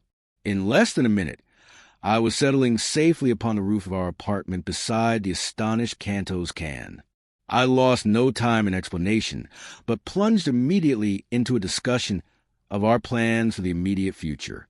It was decided that I was to try to make helium while Canto's was to enter the palace and dispatch Sabdan. If successful, he was then to follow me. He set my compass for me, a clever little device which will remain steadfastly fixed upon any given point on the surface of Barsoom. Bidding each other farewell, we rose together and sped in the direction of the palace, which lay in the route I must take to reach helium. As we neared the high tower, a patrol shot down from above, throwing its piercing searchlight full upon my craft. A voice roared out a command to halt, followed by a shot as I paid no attention to his hail. Cantos can drop quickly into the darkness, while I rose steadily and at terrific speed raced through the Martian sky, followed by a dozen of the air scout craft that had joined pursuit, and later by a swift cruiser carrying 100 men and a battery of rapid-fire guns. By twisting and turning my little machine, now rising and now falling, I managed to elude their searchlights most of the time, but I was also losing ground by these tactics. So I decided to hazard everything on a straight course and leave the result to fate and the speed of my machine. Cantos can show me a trick of gearing, known only to the Navy of Helium, that greatly increased the speed of our machines. So I felt sure I could distance my pursuers if I could dodge their projectiles for a few moments. As I sped through the air, the screeching of the bullets around me convinced me that only by a miracle could I escape. But the die was cast, and throwing on full speed, I raced a straight course toward helium. Gradually, I left my pursuers further and further behind, and I was just congratulating myself on my lucky escape when a well-directed shot from the cruiser exploded at the prow of my little craft. The concussion nearly capsized her, and with a sickening plunge, she hurtled downward through the dark night. How far I fell before I regained control of the plane, I do not know, but I must have been very close to the ground when I started to rise again, as I plainly heard the squealing of animals below me. Rising again, I scanned the heavens for my pursuers, and finally, making out their lights far behind me, saw that they were landing, evidently in search of me. Not until their lights were no longer discernible did I venture to flash my little lamp upon my compass. Then I found, to my consternation, that a fragment of the projectile had utterly destroyed my only guide, as well as my speedometer. It was true I could follow the stars in the general direction of helium, but without knowing the exact location of the city or the speed at which I was traveling, my chances for finding it were slim. Helium lies 1,000 miles southwest of Zodanga, and with my compass intact, I should have made the trip, barring accidents, in between 4 and 5 hours. As it turned out, however, this morning I found myself speeding over a vast expanse of Dead Sea bottom after nearly 6 hours of continuous flight at high speed. Presently, a great city showed below me, but it was not helium, as that alone of all Barsoomian metropolises consists of 2 immense circular-walled cities about 75 miles apart, and would have been easily distinguishable from the altitude at which I was flying. Believing that I had come too far to the north and west, I turned back in a southeasterly direction, passing during the forenoon several other large cities, but none resembling the description Cantos can have given me of helium. In addition to the twin city formation of helium, another distinguishing feature is the 2 immense towers, one of vivid scarlet, rising nearly a mile into the air from the center of one of the cities, while the other, a bright yellow and of the same height, marks her sister. Chapter 24. Tarkas find a friend. About noon, I flew low over a great, dead city of ancient Mars. As I skimmed across the plain beyond, I came upon several thousand green warriors engaged in a terrific battle. Scarcely had I seen them when a volley of shots was directed at me, and with their almost unfailing accuracy, my little craft was instantly a ruined wreck, sinking erratically to the ground. I fell almost directly into the center of the fierce combat, among warriors who had been so busily engaged in life and death struggles that they hadn't seen my approach. The men were fighting on foot with long swords, while an occasional shot from a sharpshooter on the outskirts of the conflict would bring down a warrior who might, for an instant, separate himself from the entangled mass. As my machine sank among them, I realized it was fight or die, with good chances of dying, in any event. So I struck the ground with my long sword drawn, ready to defend myself as best I could. I fell beside a huge monster who was engaged with 3 antagonists.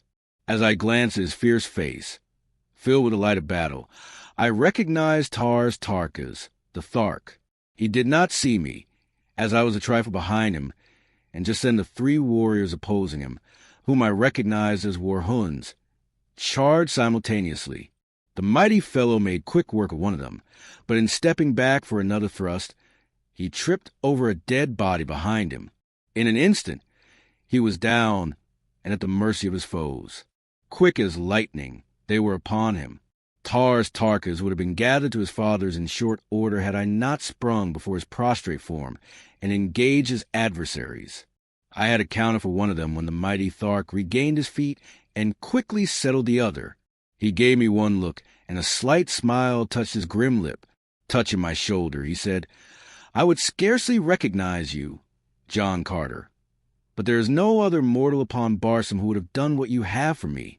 I think I have learned that there is such a thing as friendship, my friend." He said no more, nor was there opportunity, for the Warhuns were closing in about us. Together, we fought, shoulder to shoulder, during all that long, hot afternoon, until the tide of battle turned. The remnant of the fierce Warhun horde fell back upon their thoughts and fled into the gathering darkness. 10,000 men had been engaged in that titanic struggle, and upon the field of battle lay 3,000 dead. Neither side asked nor gave quarter, nor did they attempt to take prisoners. On our return to the city after the battle, we went directly to Tarkas's quarters. I was left alone while the chieftain attended the customary council that immediately follows an engagement. As I sat awaiting the return of the Green Warrior, I heard something move in an adjoining apartment. As I glanced up, a huge and hideous creature suddenly rushed upon me, bearing me backward upon the pile of silks and furs where I had been reclining. It was Woola, faithful, loving Woola. He had found his way back to Thark and, as Tarkas later told me, had gone immediately to my former quarters, where he had taken up his pathetic and seemingly hopeless watch for my return. "Talhages knows that you are here, John Carter," said Tarkas on his return from the Jedak's quarters. "Sarkoja saw and recognized you as we were returning. Talhages has ordered me to bring you before him tonight. I have 10 loats, John Carter. You may take your choice from among them, and I will accompany you to the nearest waterway that leads to Helium. Tarkas may be a cruel green warrior, but he can be a friend as well. Come, we must start. And when you return, Tarkas?" I asked. "The wild Kalos possibly, or worse," he replied. "Unless I should have a chance to have the opportunity one has so long waited for, of battling with Talhages. We will stay Tarkas and see Talhages tonight. You shall not sacrifice yourself, and it may be that tonight you can have the chance to wait." He objected strenuously, saying that Talhages often flew into wild fits of passion at the mere thought of the blow I had dealt him, and that if ever he laid his hands upon me, I would be subjected to the most horrible tortures. While we were eating, I repeated to Tarkas the story Sola had told me that night upon the sea bottom during the march to Thark. He said little, but the great muscles of his face worked in passion and agony at the recollection of the horrors that had been heaped upon the only thing he had ever loved in all his cold, cruel, terrible existence. He no longer demurred when I suggested we go before Dejah, only saying that he would like to speak to Sarkoja first. At his request, I accompanied him to her quarters.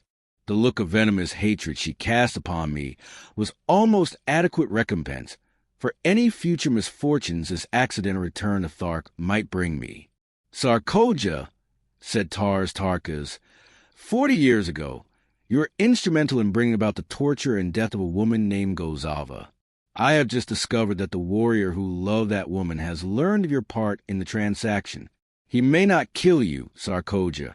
It is not our custom. But there is nothing preventing him from tying one end of a strap about your neck and the other end to a wild throat, merely to test your fitness to survive and help perpetuate our race. Having heard that he would do this on the morrow, I thought it only right to warn you, for I am a just man. The river ISS is but a short pilgrimage. Sarkoja. Come, John Carter. The next morning, Sarkoja was gone, nor was she ever seen again. In silence, we hastened to the Jedak's palace, where we were immediately admitted to his presence. In fact, he could scarcely wait to see me and was standing erect upon his platform, glowering at the entrance as I came in. "Strap him to that pillar," he shrieked. "We shall see who dares strike the mighty Dejah. Heat the irons. With my own hands, I shall burn the eyes from his head, so that he may not pollute my person with his vile gaze." "Chieftains of Thark," I cried, turning to the assembled council and ignoring Dejah.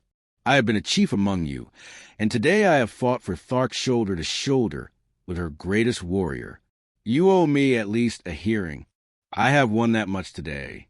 You claim to be a just people." "Silence!" roared Dejah. "Gag the creature and bind him as I command." "Justice, Dejah!" exclaimed Lorquas Tamil. "Who are you to set aside the customs of ages among the Tharks?" "Yes, justice," echoed a dozen voices, and so, while Dejah fumed and frothing, I continued. "You are a brave people and you love bravery. But where was your mighty Jedak during the fighting today? I did not see him in the thick of battle. He was not there. He rends defenseless women and little children in his lair. But how recently has one of you seen him fight with men? Why, even I, a midget beside him, felled him with a single blow of my fist. Is it of such that the Tharks fashion their Jedaks? There stands beside me now a great Thark, a mighty warrior and a noble man. Chieftains, how does it sound? Tarkas, Jedak of Thark." A roar of deep-toned applause greeted the suggestion. It remains for this council to command, and Dejah must prove his fitness to rule. Were he a brave man, he would invite Tarkas to combat, for he does not love him. But Dejah is afraid. Dejah, your Jedak, is a coward. With my bare hands, I could kill him, and he knows it. After I ceased, there was tense silence, as all eyes were riveted upon Dejah. He did not speak or move, but the blotchy green of his countenance turned livid, and the froth froze upon his lips. "Dejah," said Lorquas Tamil in a cold, hard voice, "never in my long life have I seen a Jedak of Tharks so humiliated. There could be but one answer to this arraignment. We'll wait it." And still, Dejah stood as though petrified. "Chieftains," continued Lorquas Tamil, "shall the Jedak, Dejah, prove his fitness to rule over Tarkas?" There were 20 chieftains about the rostrum, and 20 swords flashed high in assent. There was no alternative. That decree was final, and so Dejah drew his long sword and advanced to meet Tarkas. The combat was soon over, and, with his foot upon the neck of the dead monster, Tarkas became Jedak among the Tharks. His first act was to make me a full-fledged chieftain with the rank I had won by my combats during the first few weeks of my captivity among them. Seeing the favorable disposition of the warriors toward Tarkas, as well as toward me, I grasped the opportunity to enlist them in my cause against Zodanga. I told Tarkas the story of my adventures, and in a few words had explained to him the thought I had in mind. "John Carter has made a proposal," he said, addressing the council, "which meets with my sanction. I shall put it to you briefly. Dejah Thoris, The princess of Helium, who was our prisoner, is now held by the Jeddak of Zodanga, whose son she must wed to save her country from devastation at the hands of the Zodangan forces. John Carter suggests that we rescue her and return her to Helium. The loot of Zodanga would be magnificent, and I have often thought that had we an alliance with the people of Helium, we could obtain sufficient assurance of sustenance to permit us to increase the size and frequency of our hatchings, and thus become unquestionably supreme among the green men of all Barsoom. What do you say? It was a chance to fight, an opportunity to loot, and they rose to the bait as a speckled trout to a fly. For Tharks, they were wildly enthusiastic, and before another half-hour had passed, 20 mounted messengers were speeding across Dead Sea bottoms to call the hordes together for the expedition. In 3 days, we were on the march towards Zodanga, 100,000 strong, as Tarkas have been able to enlist the services of 3 smaller hordes on the promise of the great loot of Zodanga. At the head of the column, I rode beside the great Thark, while at the heels of my mount trotted my beloved Woola. We traveled entirely by night, timing our marches, so that we camped during the day at deserted cities where, even to the beasts, we were all kept indoors during the daylight hours.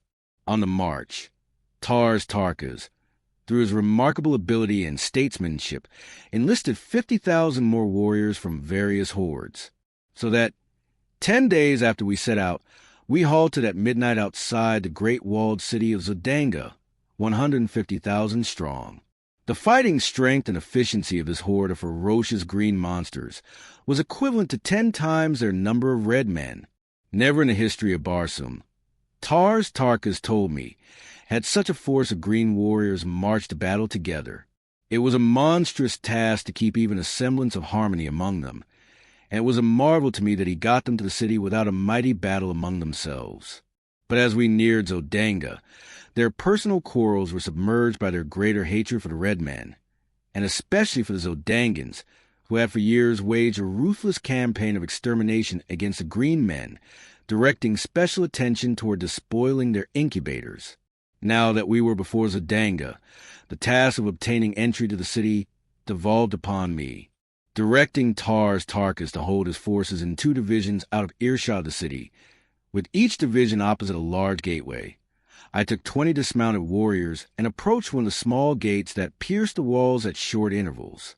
These gates have no regular guard, but are covered by sentries who patrol the avenue that encircles the city just within the walls, much as our metropolitan police patrol their beats. The walls of Zodanga are 75 feet in height and 50 feet thick. They are built of enormous blocks of carborundum, and the task of entering the city seemed, to my escort of green warriors, an impossibility. The fellows who had been detailed to accompany me were of one of the smaller hordes, and therefore did not know me. Placing 3 of them with their faces to the wall and arms locked, I commanded 2 more to mount to their shoulders, and a 6th I ordered to climb upon the shoulders of the upper 2. The head of the topmost warrior towered over 40 feet from the ground. In this way, with 10 warriors, I built a series of 3 steps in the ground to the shoulders of the topmost man. Then, starting from a short distance behind them, I ran swiftly up from one tier to the next, and with a final bound from the broad shoulders of the highest, I clutched the top of the great wall and quietly drew myself to its broad expanse. After me, I dragged 6 lengths of leather from an equal number of my warriors. These lengths we had previously fastened together, and passing one end to the topmost warrior, I lowered the other end cautiously over the opposite side of the wall toward the avenue below. No one was in sight, so, lowering myself at the end of my leather strap, I dropped the remaining 30 feet to the pavement below. I had learned from Cantos the secret of opening these gates, and in another moment, my 20 great fighting men stood within the doomed city of Zodanga. I found to my delight that I had entered at the lower boundary of the enormous palace grounds. The building itself showed in the distance a blaze of glorious light, and on the instant, I was determined to lead a detachment of warriors directly into the palace itself, while the balance of the great horde was attacking the barracks of the soldiers. Dispatching one of my men to Tarkas for a detail of 50 Tharks, with word of my intentions, I ordered 10 warriors to capture and open one of the great gates, while with the 9 remaining, I took the other. We were to do our work quietly. No shots would be fired, and no general advance made until I had reached the palace with my 50 Tharks. Our plans worked to perfection. The 2 sentries we met were dispatched to their fathers upon the banks of the lost Sea of Chorus, and the guards at both gates followed them in silence. Chapter 25. The Looting of Zodanga. As the great gate where I stood swung open, my 50 Tharks, headed by Tarkas himself, rode in upon their mighty thoughts. I led them to the palace walls, which I negotiated easily without assistance. Once inside, however, the gate gave me considerable trouble, but I finally was rewarded by seeing it swing upon its huge hinges, and soon my fierce escort was riding across the gardens of the Jeddak of Zodanga. As we approached the palace, I could see through the great windows of the first floor into the brilliantly illuminated audience chamber of the Nkoses. The immense hall was crowded with nobles and their women, as though some important function was in progress. There wasn't a guard in sight outside the palace, due, I presume, to the fact that the city and palace walls were considered impregnable, and so I came close and peered within. At one end of the chamber, upon massive golden thrones encrusted with diamonds, sat the Nkoses and his consort, surrounded by officers and dignitaries of state. Before them stretched a broad aisle lined on either side with soldiery, and as I looked, there entered this aisle at the far end of the hall the head of a procession which advanced to the foot of the throne. First, there marched 4 officers of Jeddak's guard bearing a huge salver on which rested, upon a cushion of scarlet silk, a great golden chain with a collar and padlock at each end. Directly behind these officers came 4 others carrying a similar salver, which supported the magnificent ornaments of a prince and princess of the reigning house of Zodanga. At the foot of the throne, these 2 parties separated and halted, facing each other at opposite sides of the aisle. Then came more dignitaries and the officers of the palace and the army, and finally 2 figures entirely muffled in scarlet silk, so that not a feature of either was discernible. These 2 stopped at the foot of the throne, facing the Nkoses. When the balance of the procession had entered and assumed their stations, the Nkoses addressed the couple standing before him. I could not hear his words, but presently 2 officers advanced and removed the scarlet robe from one of the figures, and I saw that Kantos had failed in his mission, for it was Sabd, Prince of Zodanga, who stood revealed before me. Then Nkoses now took a set of the ornaments from one of the salvers and placed one of the collars of gold about his son's neck, springing the padlock fast.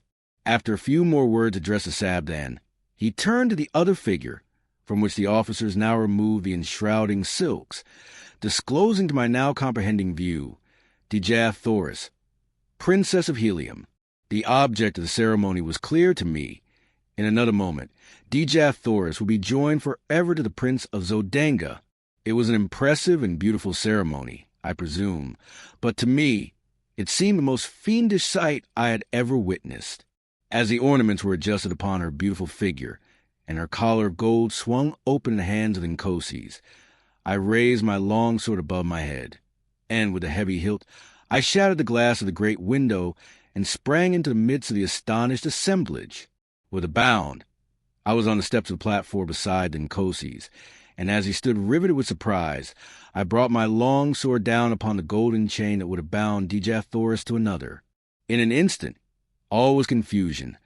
1,000 drawn swords menaced me from every quarter, and Sabd sprang upon me with a jeweled dagger he had drawn from his nuptial ornaments. I could have killed him as easily as I might a fly, but the age-old custom of Barsoom stayed my hand.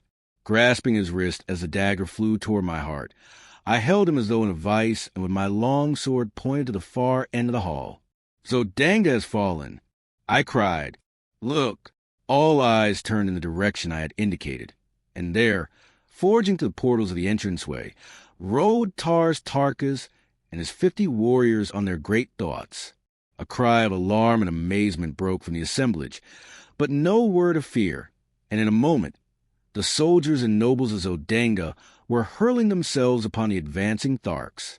Thrusting Sabd headlong from the platform, I drew Dejah Thoris to my side. Behind the throne was a narrow doorway, and in this, the Nkoses now stood facing me, with a drawn long sword. In an instant, we were engaged, and I found no mean antagonist. As we circled upon the broad platform, I saw Sabden rushing up the steps to aid his father.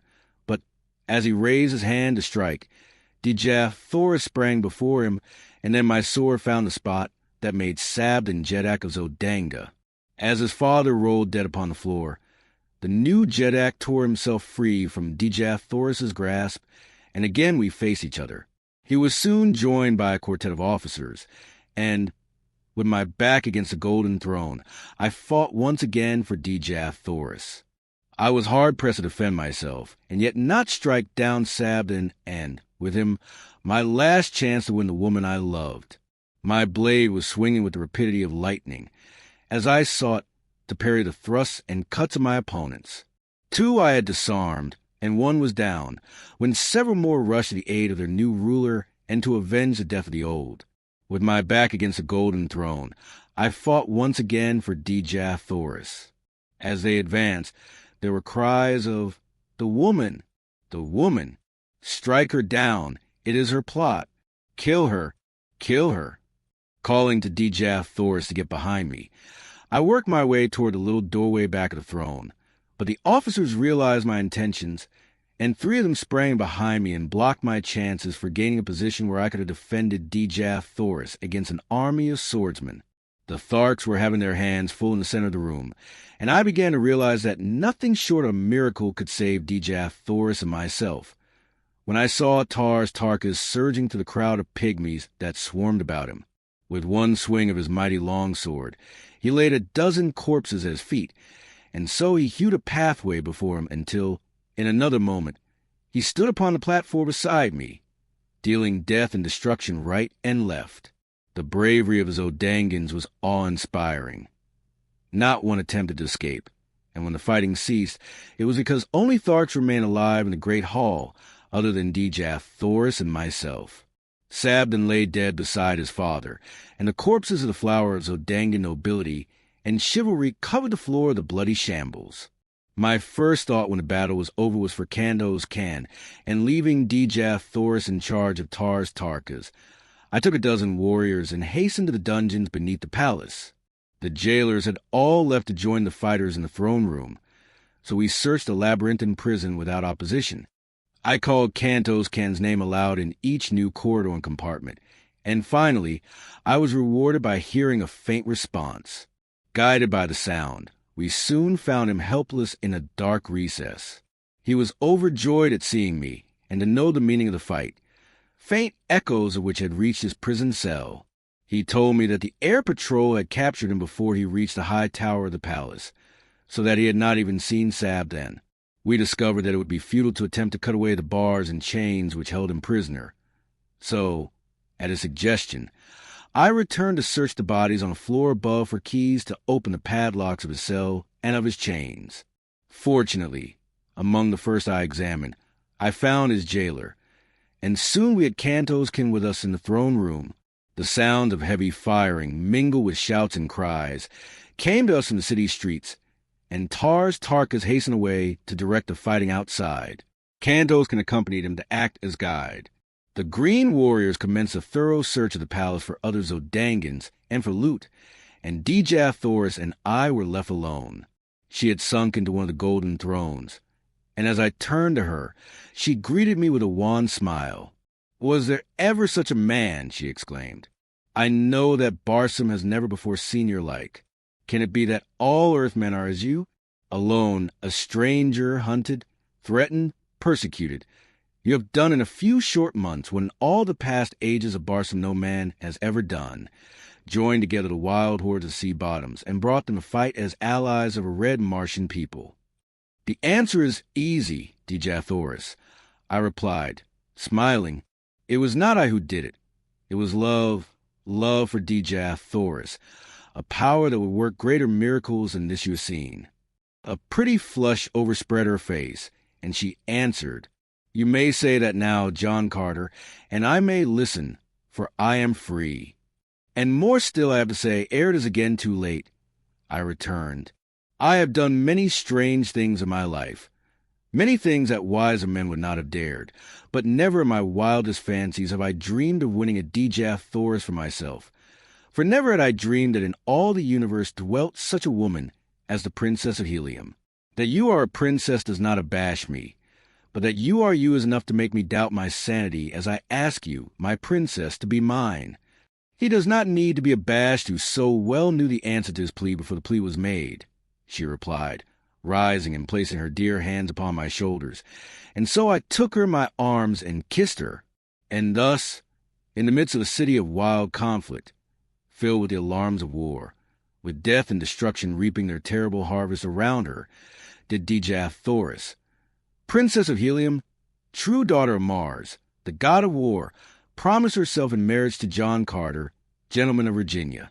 Chapter 26. Through carnage to joy. Some time later, Tarkas, and Cantos can reported that Zodanga had been completely subdued. Her forces were entirely destroyed or captured, and no further resistance was expected from within.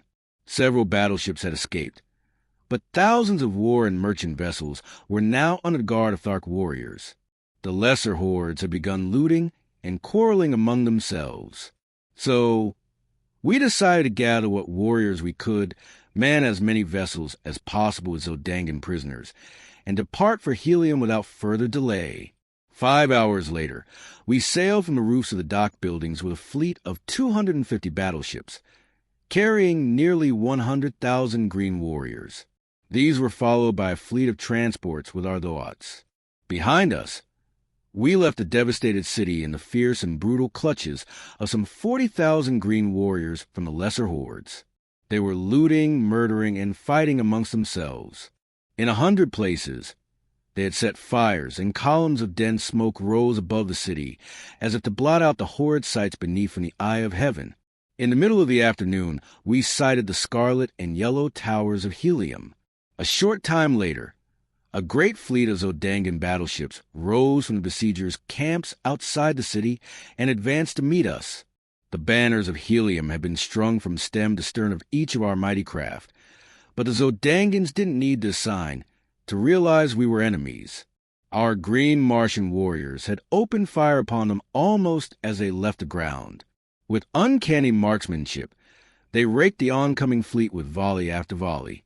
The twin cities of Helium, perceiving that we were friends, sent out hundreds of vessels to aid us. Then began the first real air battle I had ever witnessed. The vessels carrying our green warriors circled above the contending fleets of Helium and Zodanga. Their batteries were useless in the hands of the Tharks, who, having no navy, had no skill in naval gunnery.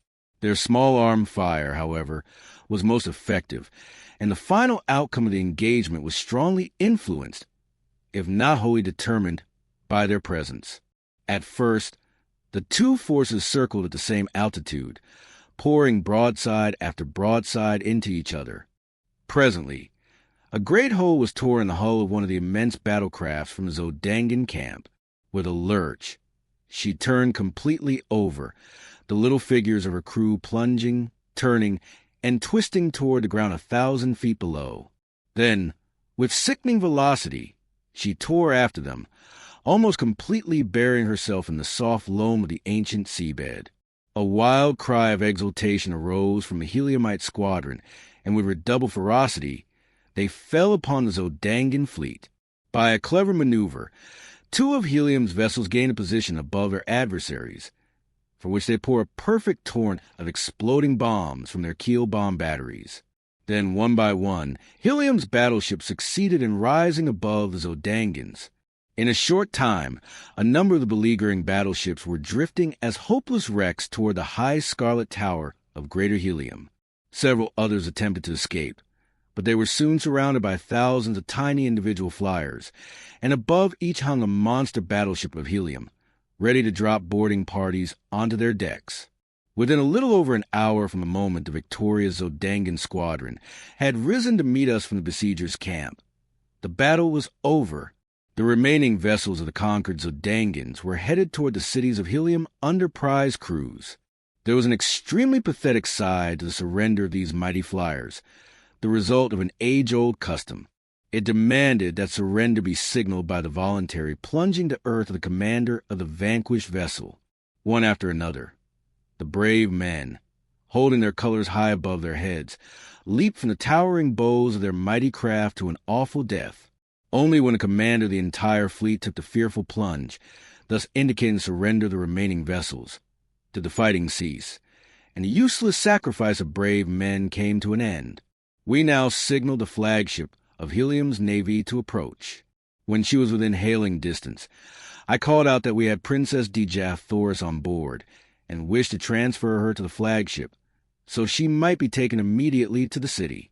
As the full import of my announcement bore upon them, a great cry arose from the decks of the flagship. A moment later, the colors of the Princess of Helium broke from 100 points upon her upper works. When the other vessels of the squadron caught the meaning of the signals that flashed to them, they took up the wild acclaim and unfurled her colors in the gleaming sunlight. The flagship bore down upon us, and as she swung gracefully and touched our side, a dozen officers sprang upon our decks. As their astonished gaze fell upon the hundreds of green warriors, who now emerged from the fighting shelters, they stopped aghast. But at the sight of Kanto's Kan, who advanced to meet them, they came forward, crowding about him. Dejah Thoris and I then advanced, and they had eyes only for her. She received them gracefully, calling each by name, for they were men highly esteemed in the service of her grandfather, and she knew them well.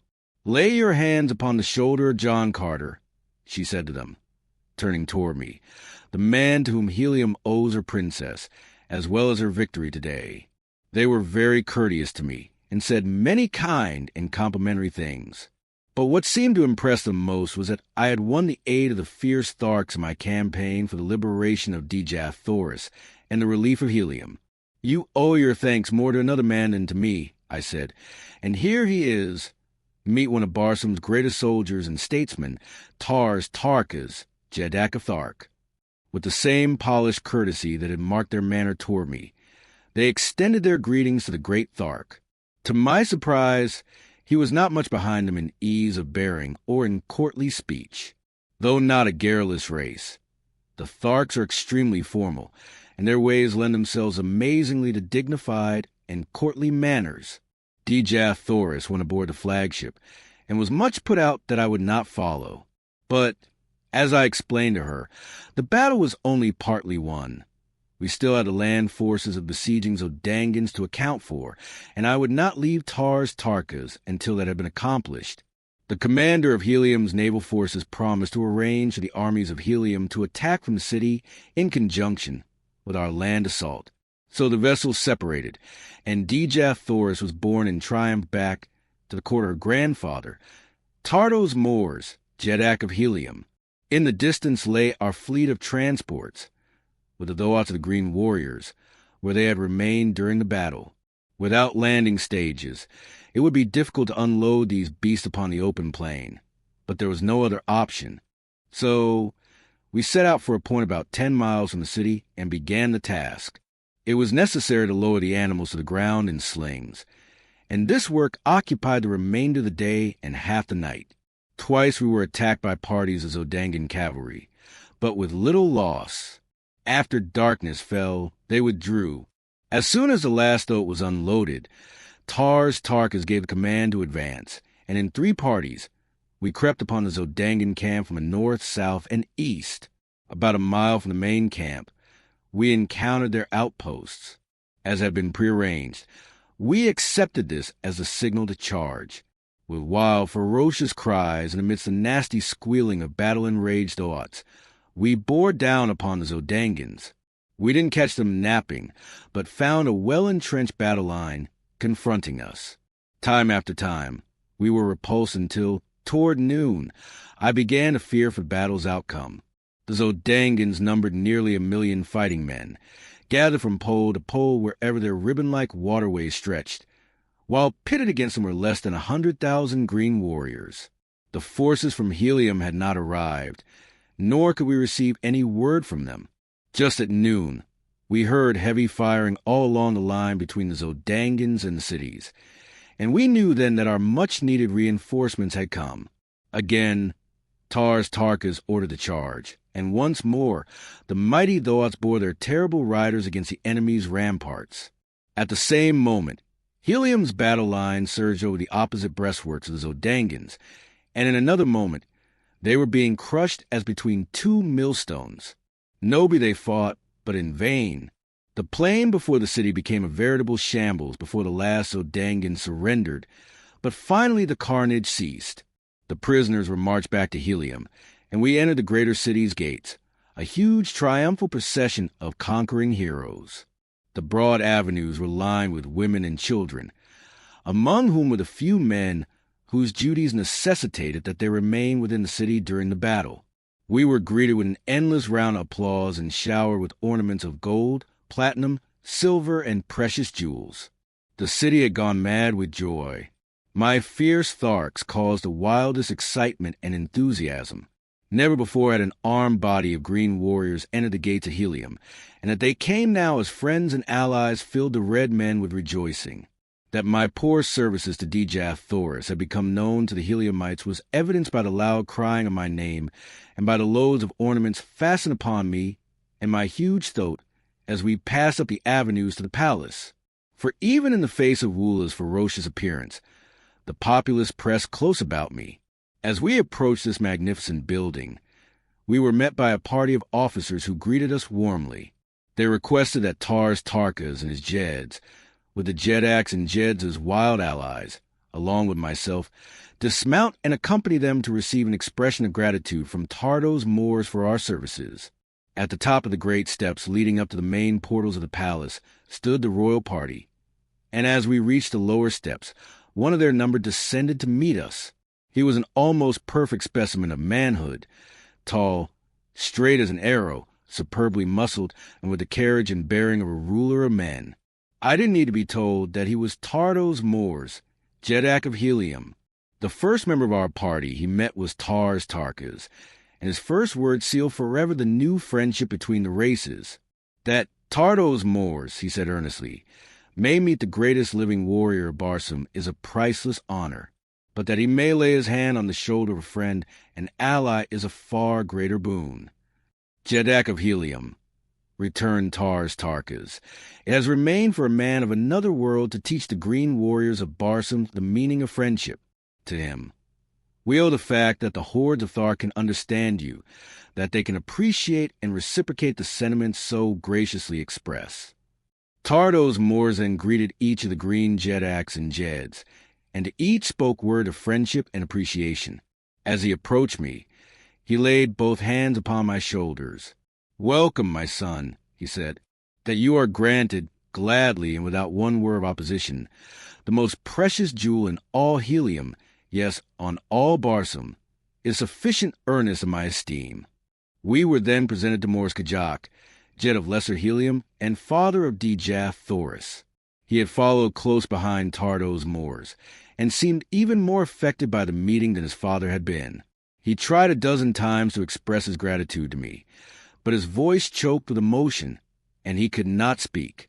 And yet, as I was to later learn, he had a reputation for ferocity and fearlessness as a fighter that was remarkable even upon warlike Barsoom. In common with all Helium, he worshipped his daughter, nor could he think of what she had escaped without deep emotion. Chapter 27. From Joy to Death. For 10 days, the hordes of Thark and their wild allies were feasted and entertained. Then, loaded with costly presents and escorted by 10,000 soldiers of Helium commanded by Morris Kajak, they began the return journey to their own lands. The Jed of Lesser Helium, with a small party of nobles, accompanied them all the way to Thark to strengthen the new bonds of peace and friendship. Sola also accompanied Tarkas, her father, who had acknowledged her as his daughter before all his chieftains. 3 weeks later, Morris Kajak and his officers, accompanied by Tarkas and Sola, returned upon a battleship that had been dispatched to Thark. They arrived in time for the ceremony that would unite Dejah Thoris and John Carter. For 9 years, I served in the councils and fought in the armies of Helium as a prince of the house of Tardos Moors. The people seemed never to tire of bestowing honors upon me, and no day passed without some new proof of their love for my princess, the incomparable Dejah Thoris.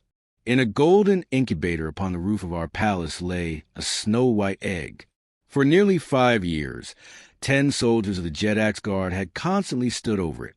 Not a day passed when I was in the city that Dejah Thoris and I did not stand hand in hand before our little shrine, planning for the future, when the delicate shell should break.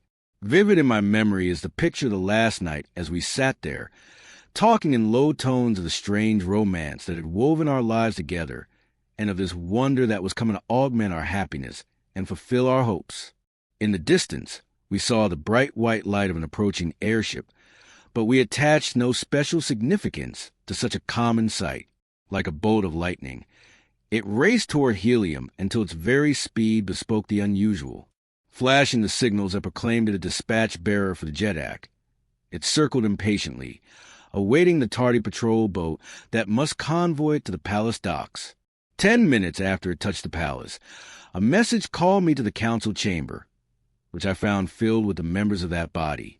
On the raised platform of the throne was Tardos Mors, pacing back and forth with a tense, drawn face. When all were in their seats, he turned toward us. "This morning," he said, "word reached the several governments of Barsoom that the keeper of the atmosphere plan had made no wireless report for 2 days, nor had almost ceaseless calls upon him from a score of capitals elicited a sign of response. The ambassadors of the other nations asked us to take the matter in hand and hasten the assistant keeper to plant. All day, 1,000 cruisers have been searching for him, until just now one of them returns bearing his dead body, which was found in the pits beneath his house, horribly mutilated by some assassin. I don't need to tell you what this means to Barsoom. It would take months to penetrate those mighty walls. In fact, the work has already commenced, and there would be little to fear were the engine of the pumping plant to run as it should, and as they all have for hundreds of years. But the worst, we fear, has happened. The instruments show a rapidly decreasing air pressure on all parts of Barsoom. The engine has stopped. My gentlemen," he concluded, "we have at best 3 days to live." There was absolute silence for several minutes. Then a young noble arose, and with his drawn sword held high above his head, addressed Tardos Mors. "The men of Helium have prided themselves that they have ever shown Barsoom how a nation of red men should live. Now is our opportunity to show them how they should die. Let us go about our duties, as though 1,000 useful years still lay before us." The chamber rang with applause. As there was nothing better to do than to allay the fears of the people by our example, we went our ways with smiles upon our faces and sorrow gnawing at our hearts. When I returned to my palace, I found that the rumor had already reached Dejah Thoris. So I told her all that I had heard. "We have been very happy, John Carter," she said, "and I thank whatever fate overtakes us that it permits us to die together." The next 2 days brought no noticeable change in the supply of air, but on the morning of the 3rd day, breathing became difficult at the higher altitudes of the rooftops. The avenues and plazas of Helium were filled with people. All business had ceased. For the most part, the people looked bravely into the face of their unalterable doom. Here and there, however, men and women gave way to quiet grief.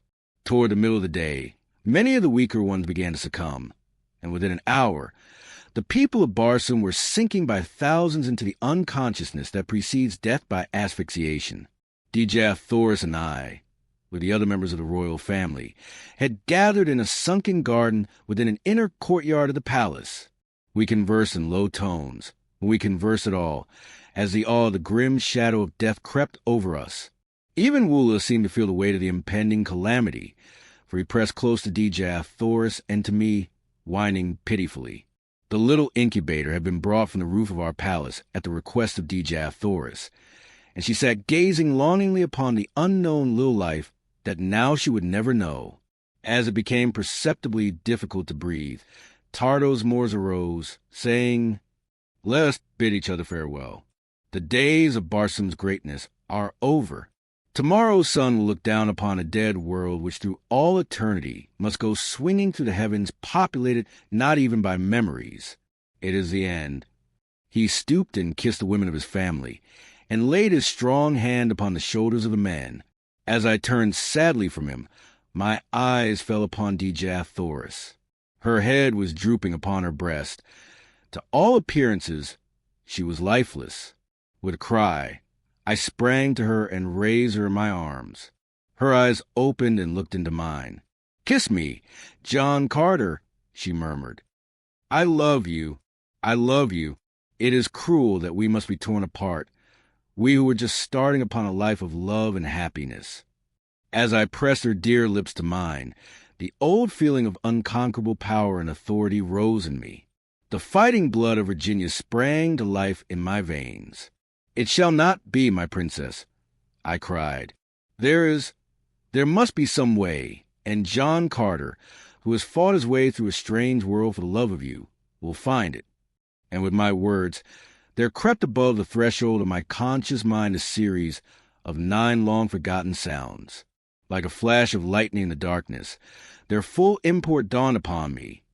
The key to the 3 great doors of the atmosphere plant. Turning suddenly toward Tardos moors, as I still clasped my dying love to my breast, I cried, "A flyer, Jedak, quick! Order your swiftest flyer to the palace top. I can save Barsoom yet." He did not wait to question, but in an instant a guard was racing to the nearest dock.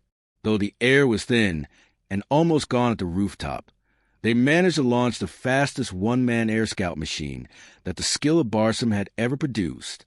Kissing Dejah Thoris a dozen times and commanding Woola, who would have followed me, to remain and guard her, I bounded with my old agility and strength to the high ramparts of the palace, and in another moment I was headed toward the goal of the hopes of all Barsoom. I had to fly low to get sufficient air to breathe, but I took a straight course across an old sea bottom, and so had to rise only a few feet above the ground. I traveled with awful velocity, for my errand was a race against time with death. The face of Dejah Thoris hung always before me. As I turned for a last look as I left the palace garden, I had seen her stagger and sink upon the ground beside the little incubator.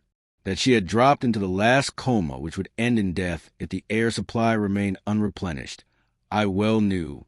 So, throwing caution to the winds, I flung overboard everything but the engine and compass, even my ornaments, lying on my belly along the deck with one hand on the steering wheel, and the other pushing the speed lever to its last notch.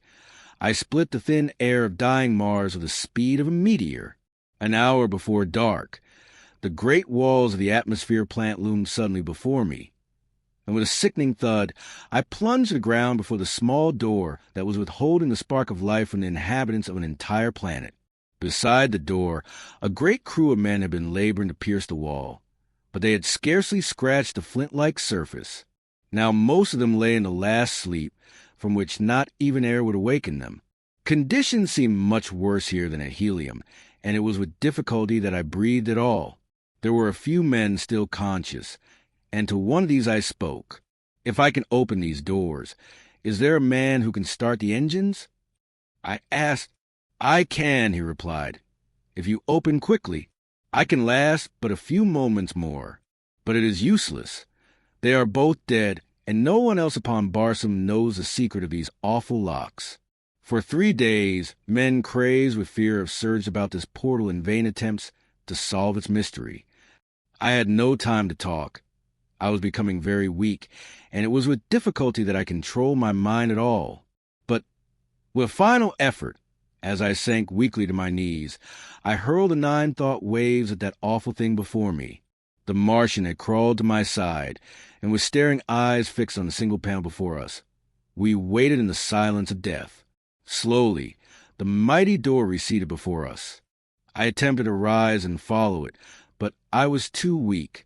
After it, I cried to my companion, "And if you reach the pump room, turn loose all the pumps. It is the only chance Barsoom has to exist tomorrow." From where I lay, I opened the second door, and then the third. As I saw the hope of Barsoom crawling weakly on hands and knees through the last doorway, I sank unconscious upon the ground. Chapter 28. At the Arizona Cave. It was dark when I opened my eyes again. Strange, stiff garments covered my body, garments that cracked and powdered away as I rose to a sitting position. I felt myself over from head to foot. I was clothed, though when I had fallen unconscious at the little doorway, I had been naked. Before me was a small patch of moonlit sky, visible through a ragged opening. As my hands passed over my body, they came in contact with pockets, and in one of these I found a small parcel of matches wrapped in oiled paper. I struck one of these matches, and its dim flame lit up what appeared to be a huge cave. Toward the back, I discovered a strange, still figure huddled over a tiny bench. As I approached it, I saw that it was the dead and mummified remains of a little old woman with long black hair. The thing she leaned over was a small charcoal burner, upon which rested a round copper vessel, containing a small quantity of greenish powder. Behind her, hanging from a roof upon rawhide thongs and stretching entirely across the cave, was a row of human skeletons. From the thong that held them, another stretched to the dead hand of the little old woman. As I touched the cord, the skeleton swung with a noise like the rustling of dry leaves. It was a most grotesque and horrid tableau, and I hastened out into the fresh air, glad to escape from such a gruesome place. The sight that met my eyes as I stepped out onto a small ledge before the cave entrance filled me with consternation. A new heaven and a new landscape met my gaze. The silvered mountains in the distance, the almost stationary moon hanging in the sky, the cacti-studded valley below me. These were not a Mars. I could scarcely believe my eyes, but the truth slowly forced itself upon me. I was looking upon Arizona from the same ledge from which, 10 years before, I had gazed with longing upon Mars. Burying my head in my arms, I turned, broken and sorrowful, down the trail from the cave. Above me shone the red eye of Mars, holding her awful secret, 48 million miles away. Did the Martian reach the pump room? Did the vitalizing air reach the people of that distant planet in time to save them? Was my Dejah Thoris alive, or did her beautiful body lie cold in death beside the tiny golden incubator in the sunken garden of the inner courtyard of the palace of Tardos Moors? The Jedak of Helium? For 10 years, I have waited and prayed for an answer to my questions. For 10 years, I have waited and prayed to be taken back to the world of my lost love. I would rather lie dead beside her there than live on earth all those millions of terrible miles from her. The old mine, which I found untouched, has made me fabulously wealthy. But what care do I for wealth? As I sit here tonight in my little study overlooking the Hudson, just 20 years have passed since I first opened my eyes upon Mars. I can see her shining in the sky through the little window by my desk. Tonight, she seems to be calling to me again, as she has not called before since that long-dead night. I think I can see, across that awful abyss of space, a beautiful black-haired woman standing in the garden of the palace. At her side is a little boy who puts his arm around her as she points in the sky toward the planet Earth, while at their feet is a huge and hideous creature with a heart of gold. I believe that they are waiting there for me, and something tells me that I shall soon know.